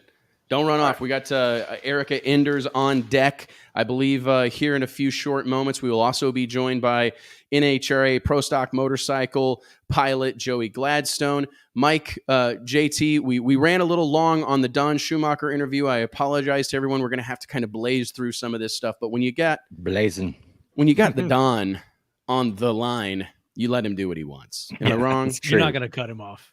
You're not going to cut him off. But hey, back to great transition, and having Art on was awesome. Again, we can't say enough about Mark Beatty and the whole team there at Redline. They're it seems like they have an increased presence in drag racing, and from the Torrances to the deal with Schumacher to the NMCA and on down the line. They're definitely much more visible now, and we're glad to have them as partners on the show. I don't mean to talk out of turn here, but between us girls, like, it does feel like in a time where there's all these corporate roll-ups happening, right? There's all these there are companies that have kind of not abandoned, but don't have the presence that they used to have. To see Redline doing what they're doing in the sport of drag racing here in 2022, sponsoring entire series, supporting podcasts. I mean, these are people who clearly share our vision for the future of drag racing and the future of motorsports. And I'm, I'm not giving it all to Mark. He may like that, but we can't do that. His head won't fit through the doors at the PRI show or anything. No, they'll have to get a booth come just for Mark. through there. They'll have to get a booth for Mark. Yeah, I know, right? But it is kind of cool, right? Because I mean, you hear the rumblings that like, oh, this company no longer sees value in this, and this company doesn't see this as measurable. And to see Redline, every time I turn around, Mark's sending me a text like, here's the new Nitro Funny Car team we're working with, and he's giddy excited like a schoolgirl that he's working with Don Schumacher, and giddy excited like a schoolgirl that he's working with Todd Tutterow. And I don't know. That's my kind of people, man. I don't know how else to say it. No doubt about it. All right, guys. Well, hey, let me take a minute and pay some bills here real quick and remind you all that the Wes Buck Show is brought to you by FlowRacing.com. If you're a drag racer or a drag racing fan, you got to get on board with Flow Racing. The world leader in sports live streaming, Flow Racing provides unlimited access to drag racing's biggest events like Donald Long's Lights Out, No Mercy, and Sweet 16, every stop on the PDRA and NMCA tours, Funny Car Chaos, World Cup Finals, Streetcar Super Nationals, and much, much more. The platform provided by Flow Racing is absolutely positively changing the sport of drag racing for the better, and there's no limit to the good they can do here. So log on to flowracing.com today and join the movement. Mike, T, I do believe there's a special guest in the green room. Oh, man. I believe so. Oh, my goodness. Is this goat material? It's goat material. That's what it is. Here? You know what I mean? If she comes in and she's going like, what kind of sounds do goats make? Bah, that's sheep. She's gonna be mad if we associate the like goat, like whatever sound they make. Listen, let me do a slight introduction. Fresh off a dominating performance at the NHRA Sonoma Nationals in Sonoma, California. Arguably the best to ever do it. The greatest female race car driver of all time. Send your hate mail to Wes at dragillustrated.com. The one, the only Erica Enders. Give it up, guys. Yeah. Wow. What's up, EE? Oh, shit. Can we hear her? Hi. Oh, how are you? Oh, there you are. What's up? I had it muted because I got a Are you in an Uber or a limo? There's one of them. Oh, my goodness. Oh, who is that? Is that Bo Butner? Oh, jeez Louise. Here we go. This show just went downhill. Yeah. Bo Butner. Bo Butner. Bo Butner. He's introducing himself over there. Oh, yeah. Richard probably wants us to spend like 5 minutes, do a flyover, say the national anthem or sing the national anthem, say the Pledge of Allegiance, and welcome Richard to the show. Erica, congratulations. Look, she's rotating. Oh man. How about it? Pro. See, that's goat material right there. That's goat material right there. Erica, what's up, man? I mean, we literally, it's no secret, we're big fans of you here at Drag Illustrated and the Wes Buck Show. Take us through this past weekend, right? I mean, what a performance. It's well known that we lost the man, the myth, the legend, Royce Freeman Sr. a couple of weeks ago. And I know that you guys went to Denver with a full head of steam and a chip on your shoulder.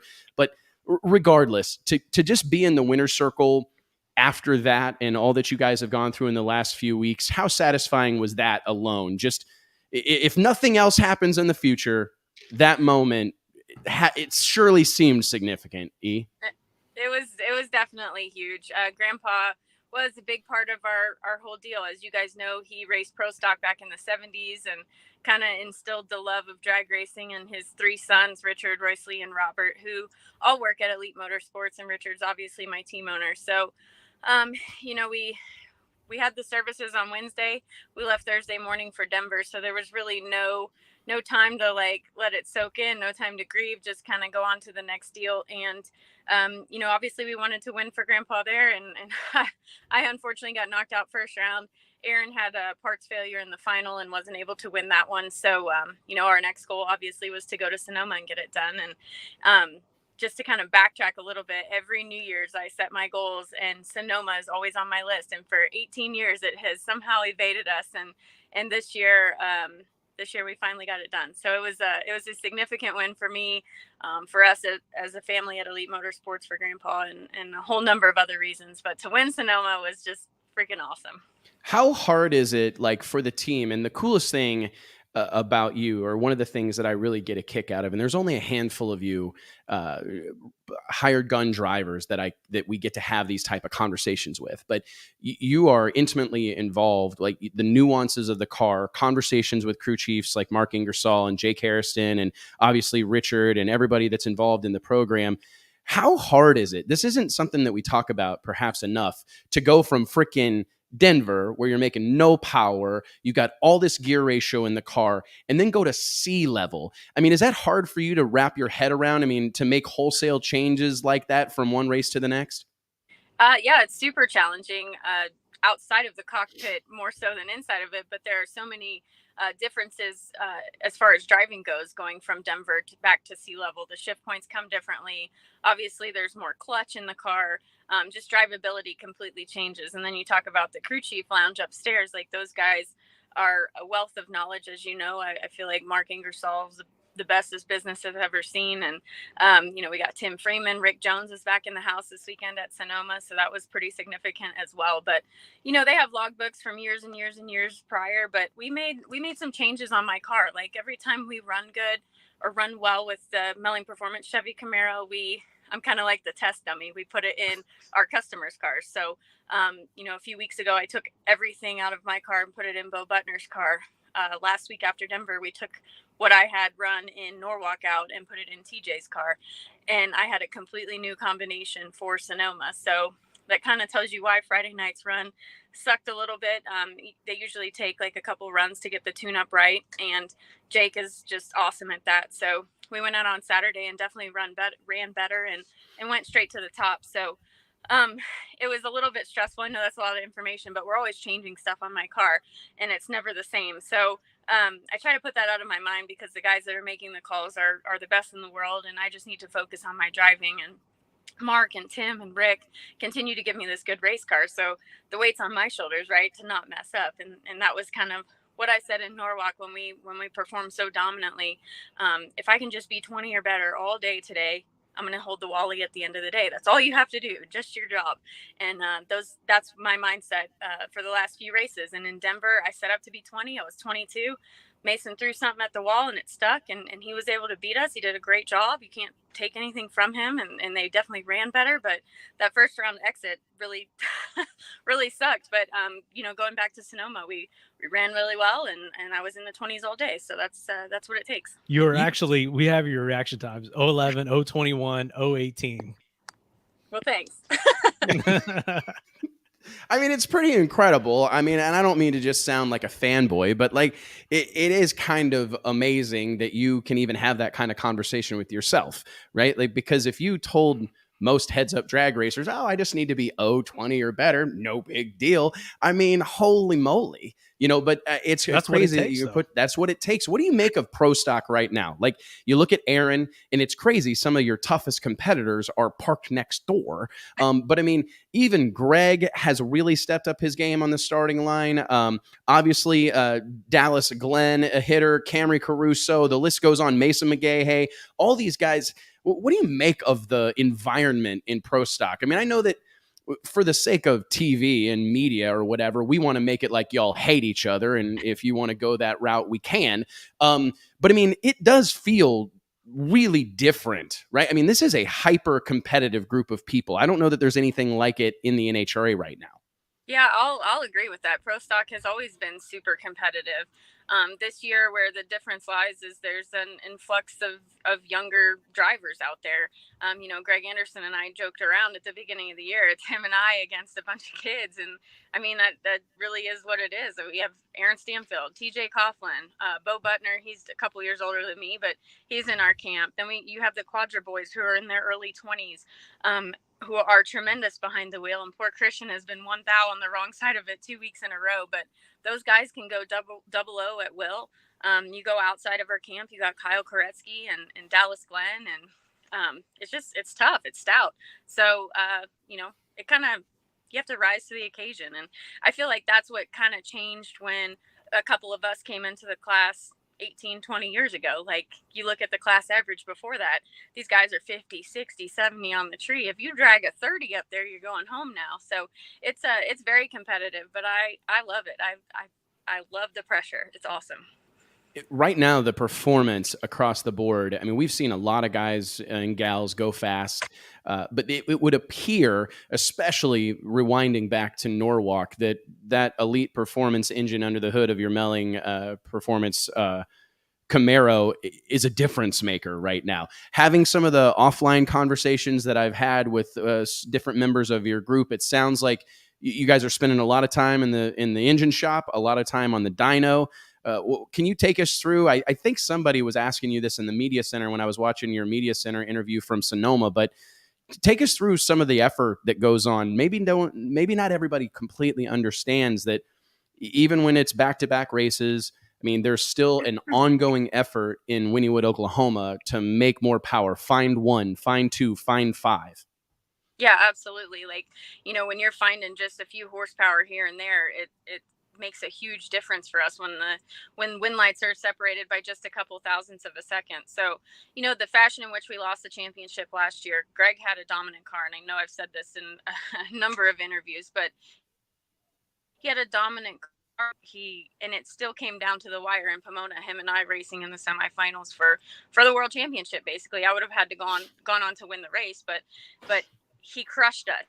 And that just lit a fire under all of our butts to go back and go to work. Not that we hadn't gone to work before, but just to get back to work. And that's exactly what the guys did. So they have a great handle on things right now. If you're sitting still, you get blown past. So I feel like all these people are getting back in the car, but I feel like that's what. I'm sorry. Fucking. You're fine. I actually like this better. It's great. Yeah. Exit. But just, they are all hands on deck at all times, and we make changes in the engine shop also that don't work out, that don't show us advances on the dyno, and that's stuff that actually never makes it to the racetrack. So every time we find a little bit, we go out and test it, and we've done a lot of testing this year. TJ Coughlin and Bo keep coming in to get their cars better. So it's just it's an effort from every angle, and we've got 42 employees now, and we're on the road full time. So it's crazy, but a lot of people don't understand the work that goes into it. So that's why it's so easy to get a little frustrated with these guys that think they know everything on the internet. And I read a comment from a guy the other day that says all Pro Stock is a bunch of people paying off Carl Foltz. And Kyle, one of our engine builders, he said, well, let's let him go buy something from Carl Foltz and come run Pro Stock, and we'll just see how he does if that's all it takes. So a lot of stuff goes into it that people don't understand, a lot of sacrifice, and just a lot of hard work. So I have the best guys in the business, that's for sure. Erica, I'm looking at some stats here that we've got after your win in Sonoma, and you shared the winner's circle 3 times with Brittany Force this year. There's been 4 times in 12 races where at least 2 women have won the pro categories. You and I have talked about this off camera, but I'm going to kind of put you on the spot on camera. I believe now you're 7 wins behind Angelle Sampey for the winningest female in all of motorsports. What's on your bucket list? What things are you trying to achieve as you've entered this era of your career? You're having this dominant season. What are some things that are left? Actually, the win in Sonoma was something that was on your list as something you've never done. So what is left on your list that you want to achieve in your career?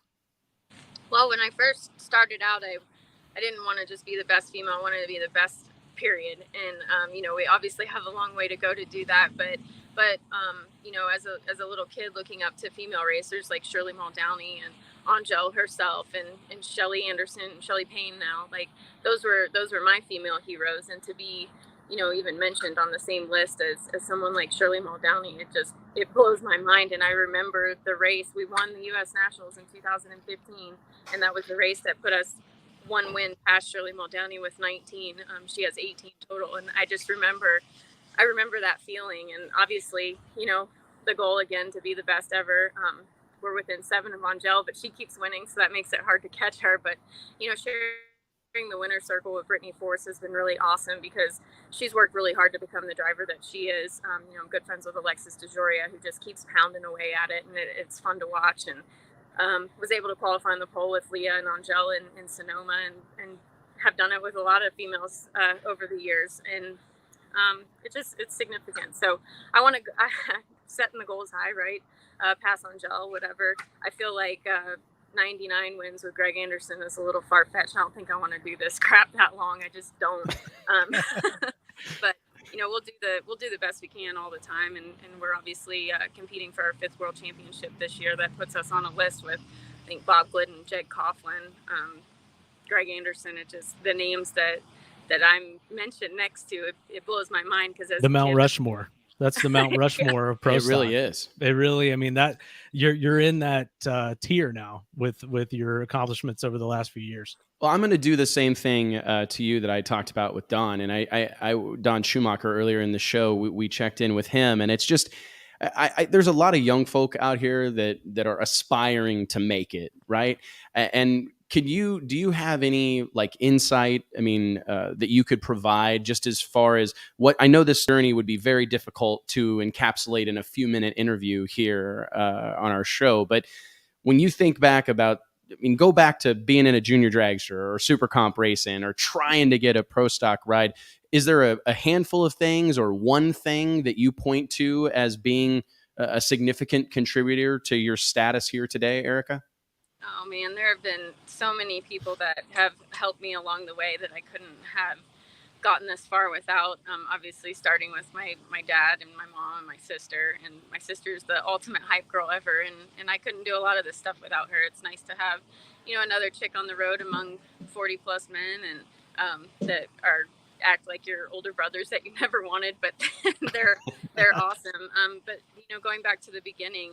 I went and got my alcohol funny car license because I was working with a nitro funny car team, and that was before Ashley and Melanie had driven in nitro funny car, and that was the route I was going. And I won Houston in Super Gas, a national event, and in my interview, instead of talking about funny car, which is what I was full on working on, they asked, what's next for you? And I said, I don't know why it came off my tongue, but I said, I love pro stock. I love that it's a driver's class. I love you have to lead with a clutch, you have to shift. And Bob Fry went to work not for me, but he just mentioned me to Stevie Johns, who was kind of wanting to get out from behind the seat and just continue engine building at Victor Cagnazzi's. And Bob set up an interview with me, and I had never driven anything like that, let alone let the clutch out in a pro stock car, and they gave me a chance. Like, they flew me to Charlotte, and a few weeks later I had a job, never having driven a pro stock car ever. So that was the start of everything. But along the way, working with Cagnazzi, and then going to drive for Jim Cunningham, knowing that you weren't going to qualify, but just going to keep your name and face out there and to get the seat time, and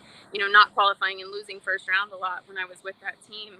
I spent a lot of time on the guardrail on the starting line, watching the routines of these drivers and what they did and what they liked and what they didn't like. And as a young kid, I just became like a student of the game, much like TJ Coughlin is right now. And I think a lot of that worked, a lot of that helped.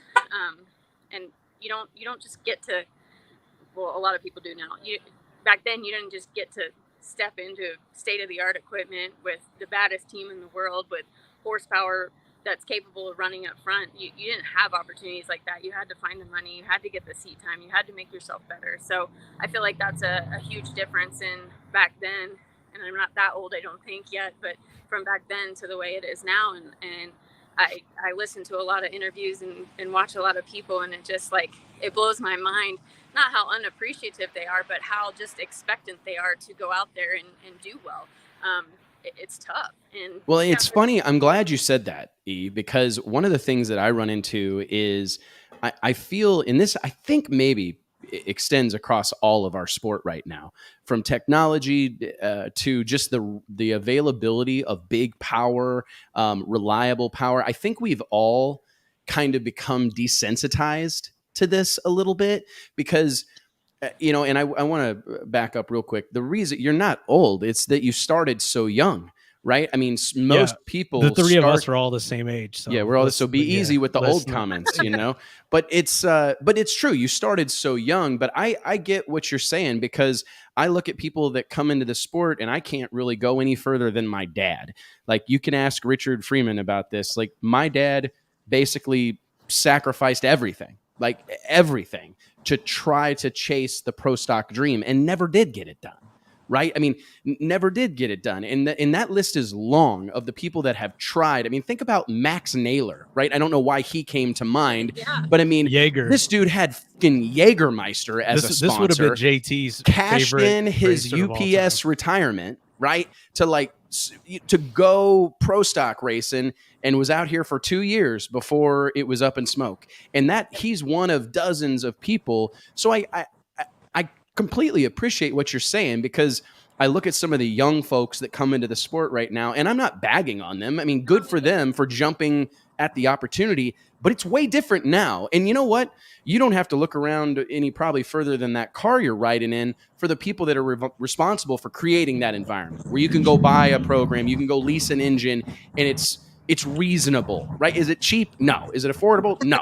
But it's reasonable, right? And so but I understand your frustration, because you came up during a time where the most successful teams had engine shops and CNC machines, and the rest of us were buying leftovers, right? Yeah. So like back when I first started, I remember trying to gather up the money to go do this, and just to put into perspective how affordable it is now, wrong word to use, but it really is. If you have the budget to go do something and you can compete professionally at the highest level and have a chance to go out there and win, it is pretty cheap. But when I first started, like the most inexpensive engine leasing program at the time that I was trying to find money was Larry Morgan's, and it cost $800,000 a year just to lease an engine. That's before you buy a car, a hauler, pay for your guys' salaries, put the trucks and trailers on the road, all your expenses. Like, so back when I first started, it cost $2.4 million a year. That's $100,000 a weekend when we were running 24 events. It's mind-boggling. But you can go get your pro stock license, bring your helmet and fire suit, and come jump in my car, TJ Coughlin car, Bo Butner's car, for less than $1 million. And that's something that Richard Freeman and Greg Anderson and Jason Line at KB Racing really worked hard to do to get the car count up in our class. And I feel like they saved pro stock, right? They at least made it go in the right direction. So it definitely is affordable, and it's way different than it used to be 15, 18, 20 years ago. Well, it's interesting because I think that there's a lot that can be taken from that and applied to many other parts of our sport. Sometimes you got to take a step back to take a step forward. I mean, I've had people ask me like, hey, what would you do with this deal? What would you do with that deal? And I'd be like, if it was a tape player, I'd hit rewind, right? Because this deal has escalated to a point of instability, and it's never going to be able to sustain that. We've got to pull it back, and it's tough sometimes, and sacrifices have to be made. But no, it's an incredible thing. I know you're out in, I believe, Lake Tahoe in the midst of the Western Swing, so we won't take up too much of your afternoon. But we had your sister Courtney on here a few weeks ago, and I said this to her, and I may be just making this up, but it does feel, tabling everything we've talked about prior, the other people in the class, it does feel like you're racing with a little bit of a chip on your shoulder. Are you headed in? I mean, you mentioned how tight things were. Despite the fact that Greg Anderson was the class of the field, and it would appear by all accounts that he had the best car on the property throughout 2021, is there a chip on your shoulder to just leave, there be no question? I mean, that's kind of how it seems, that like, hey, I wouldn't be surprised if Erica's got the championship wrapped up in Dallas. I mean, is that what you're trying to accomplish? Absolutely. I think we're stomping their throats right now, but I have no plans in letting up, and I know my guys don't either. Yeah, I definitely feel like we're racing for something a little different. Like the goal for everybody we compete against, is to go out there and win races and compete for a world championship. And with the countdown coming up and the points reset, things can change. And I've been out here long enough to know that the pendulum swings in different directions, and it usually hangs in a certain area in pro stock for just a bit. So I'm hopeful that we can continue this trend. I feel confident that we can, but who knows what's on the horizon? God has bigger plans than we do. But we're past the midway point in our season, and we're gunning for this 5th world championship. And absolutely, the goal is to have it wrapped up before Pomona. You go in there without all of that stress. But there's a lot on the line, and I think like the older we all get, the more you realize the sacrifices that you make, whether it be time away from y'all's wife and kids. And, same for myself, giving up a lot of things in my personal life to come out and do this, just as my guys do, because they believe in it. Like, they spend all their time away from their wives and kids to be out here, because we all believe in this common goal, and that's to win the world. So, I don't want to say like a chip on my shoulder. I don't want to sound negative or even envious of what others are doing, because I'm not. I could care less. What I'm tired of is being nice all the time and being taken advantage of, whether it be, letting somebody live with me for free and teaching them the ropes, and then having them not even speak to you, or, there's a lot of examples how people can screw you over. But the point is, you gotta keep your eyes on your goal and not worry about, the clutter in the background, the naysayers, the people that talk crap on the internet. Like, as a human, it obviously bothers you, but like, all of that stuff has to go by the wayside, and you just have to focus on what you want and believe it with 100% of your heart, and give it all you have. So that's my plan for the rest of this year, whether it be the rest of my career or whatever. But that's my mindset, and it took me a long time to acquire thick skin. It took me a long time to acquire the huevos to say and do these things, but I'm here now, and that's what I'm going to do. I got to tell you, I love it. I mean, and I think having something of a chip on your shoulder is not a bad thing. And I hope you know that, because it shows that you're human. I mean, you said it right there.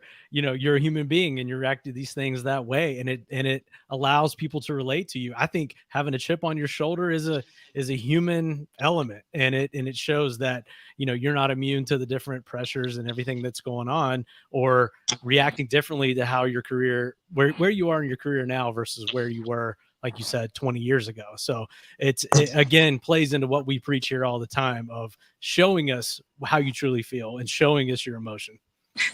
Well, thanks for noticing. And I don't want it to come across like you look who I'm going to mention Shirley, because I've looked up to her my whole life, but you look at the things that she had to go through back in the early days when it wasn't okay for women to do what we're doing, and how she must have been treated. And she literally gave her life, her husband, her children, her capabilities of walking normally because of her injuries that she sustained in crashes. And you look at that, and you want to think how you view things when you're 80 years old, and you gave all that up for what? So I try to not, like, my dad said that to me last night, like when I told him I was coming on your show. He's like, make sure you're positive, because he knows that I've kind of have an attitude this year as well. And I want to reiterate the fact that I'm not being negative about any of that stuff, because the sport has given me a life that I could have only dreamed of, and I'm super thankful for it. I give God the glory for that, and I'm a very blessed individual, as well as my family and the guys that I get to do this with. So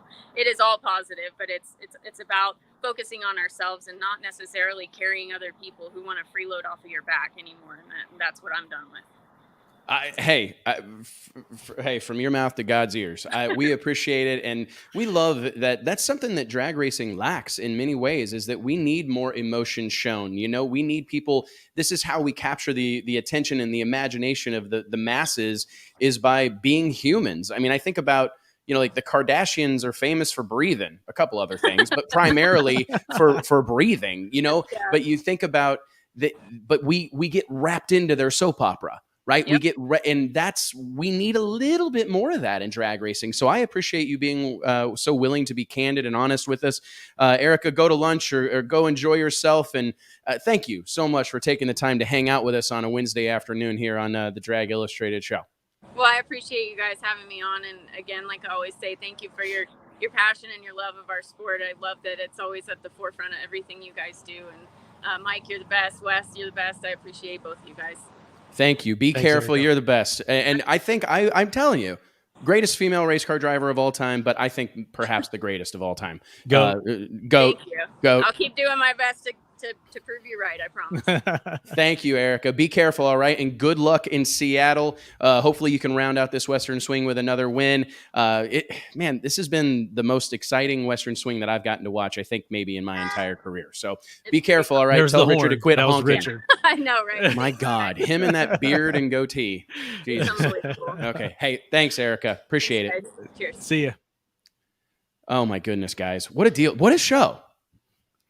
Do we get to do this and call it a job? Scott Malpass said if you get one more hand to God, his wife's okay with him skipping church this week. Did I say it that much?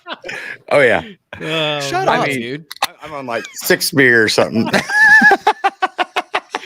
I don't know how many times you said it, but that was just that was an epic comment that we needed to highlight. Man, I think we're going to have a very exciting show next week because speaking of Scott and some of the stuff that's going on behind the scenes, it's been a wild week in drag racing, right? I mean, there's all sorts of stuff going on, and it's wild that it's been exciting despite the fact that, No Prep Kings has been on a nearly month-long break. We're in between PDRA races.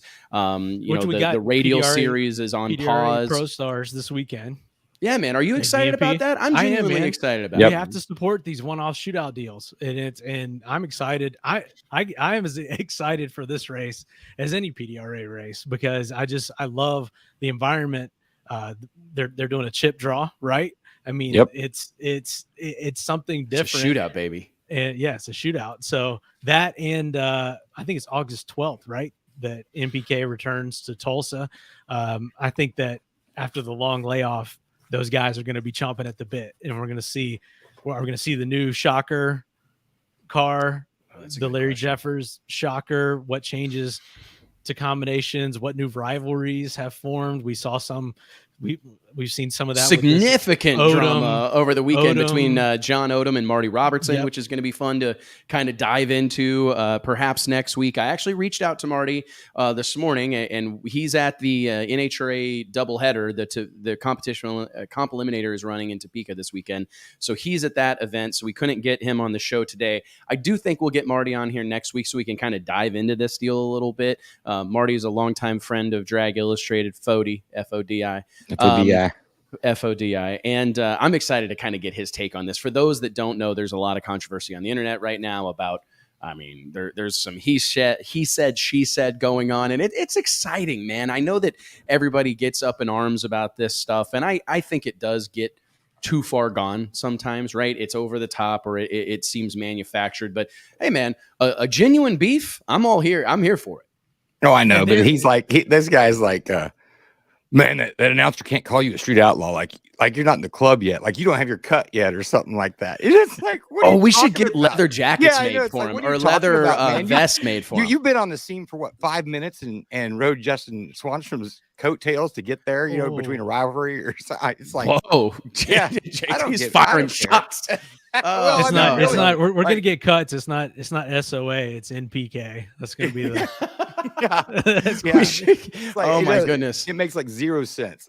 Like, hey man, that announcer can't be saying your name. Like, well, you're not an announcer. Well, it also goes to show how protective these guys are over that. And once they're racing in the Invitational, or once they're even racing in Futures or wherever, they are putting that stamp on their deal, and it shows how hot that whole brand is, how coveted being a part of that deal is. And I think that's the interesting part. Do you think that there's other forms of drag racing that could potentially benefit from that approach? Because like at times I'm reminded of it's exclusivity. That's what we're missing more than anything. And it's being a part of this highly exclusive club, like you said, and turning people away.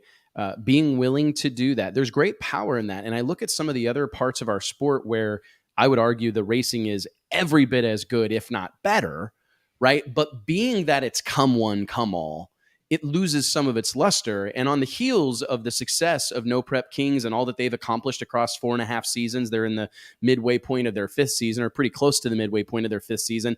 I look around the sport of drag racing and I can't help but wonder, what's the next club? What's the next invitational that's going to come up? Because that's where my money is. That's what if I'm PDRA, similar to what they're doing with the Pro Stars event this weekend, man, if you can start packaging this up as something that everybody wants, but not everybody can have, you can really change the power dynamic. And I can't help but tip my cap to like Pilgrim Studios, Discovery Channel. It's hard to create. It's hard to create that environment and that desire for people to want to gravitate toward that. And it doesn't just happen. You don't just say, I'm going to do that, and it happens.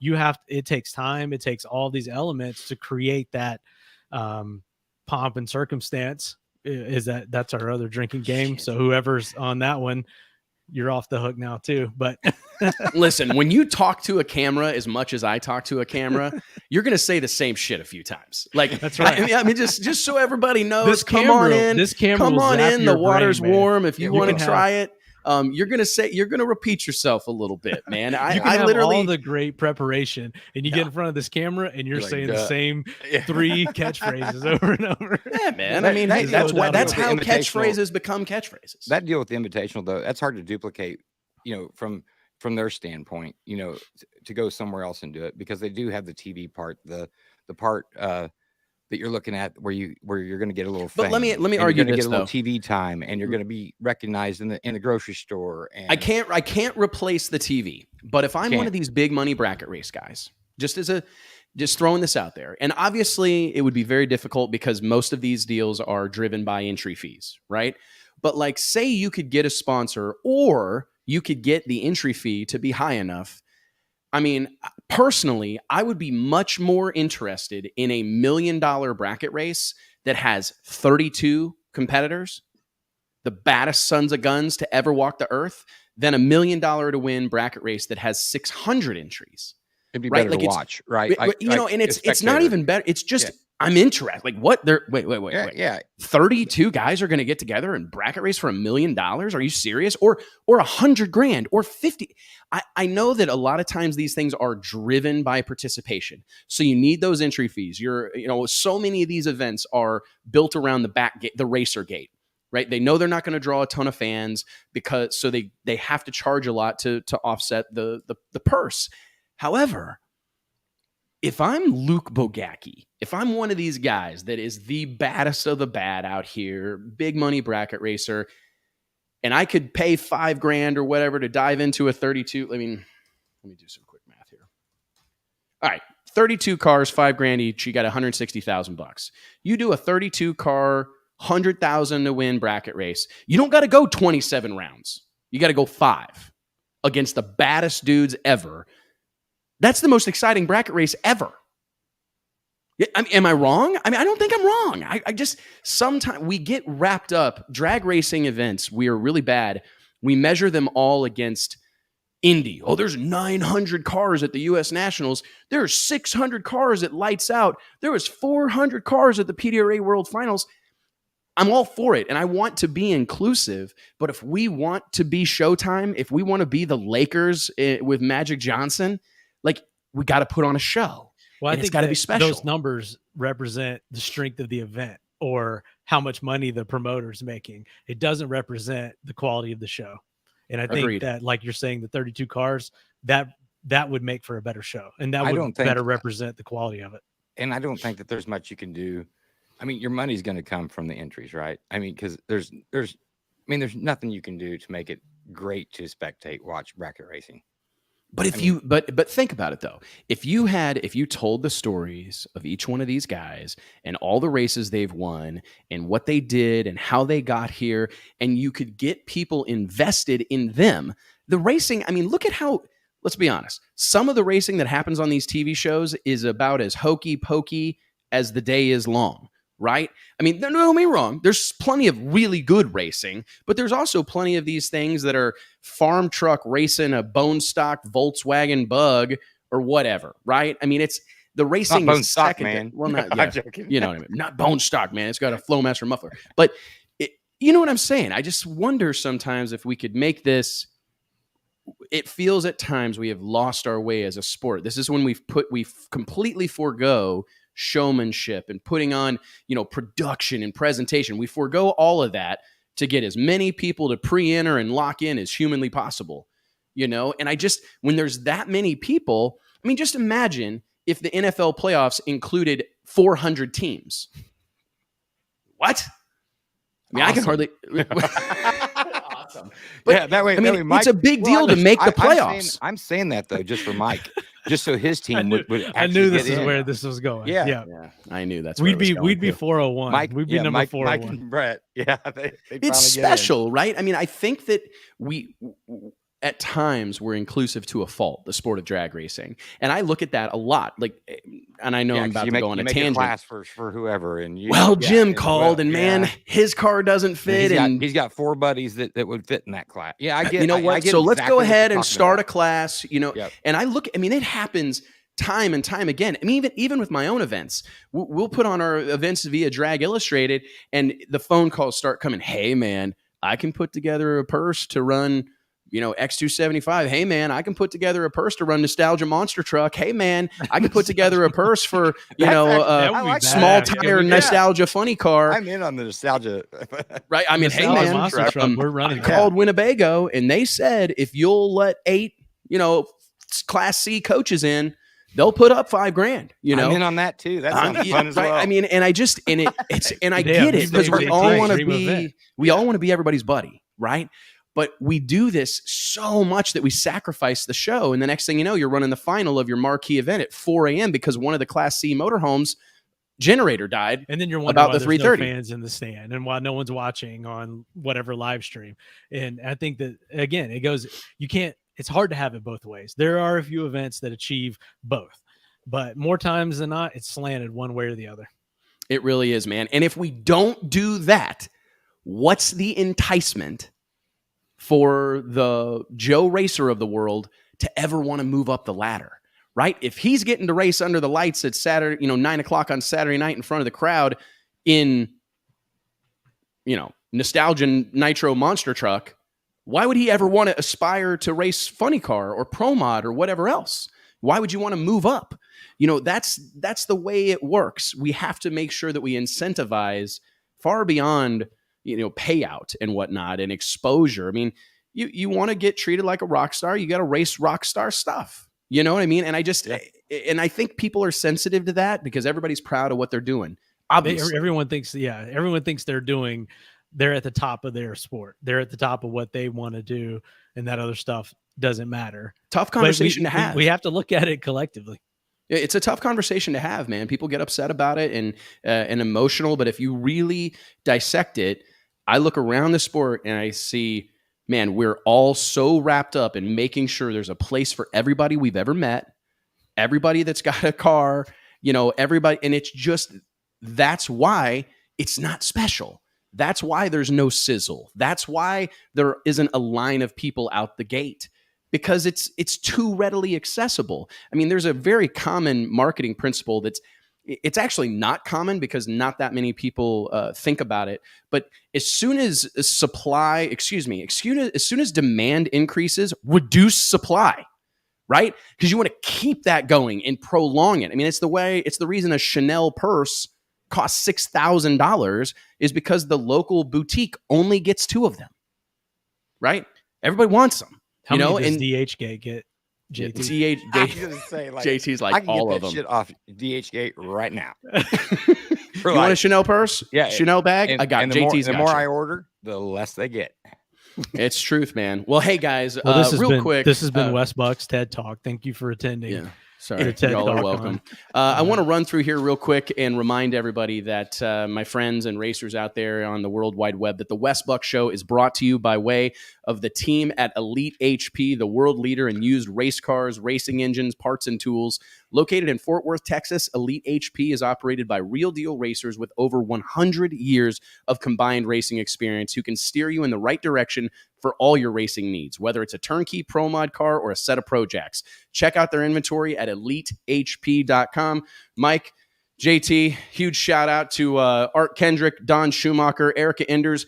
Sorry, Joey Gladstone, we weren't able to get you on the show. We'll shoot for next week. Again, another thank you to our sponsors, Stroud Safety, Elite HP, Sand Haulers of America, Holly Performance Parts, Redline Synthetic Oils, Flow Racing, and the list goes on. Guys, you got anything else?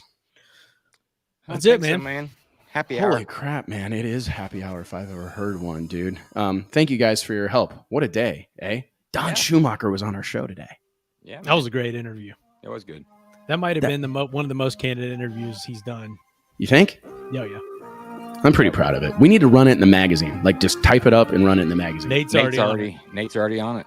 Is he? Yep. All right. Hey, guys, thank you so much. We'll see you next Wednesday, 2 p.m. Central Standard Time on the Drag Illustrated Facebook and YouTube channels right here on the Wes Buck Show. Thanks, everybody. Later, y'all. See you.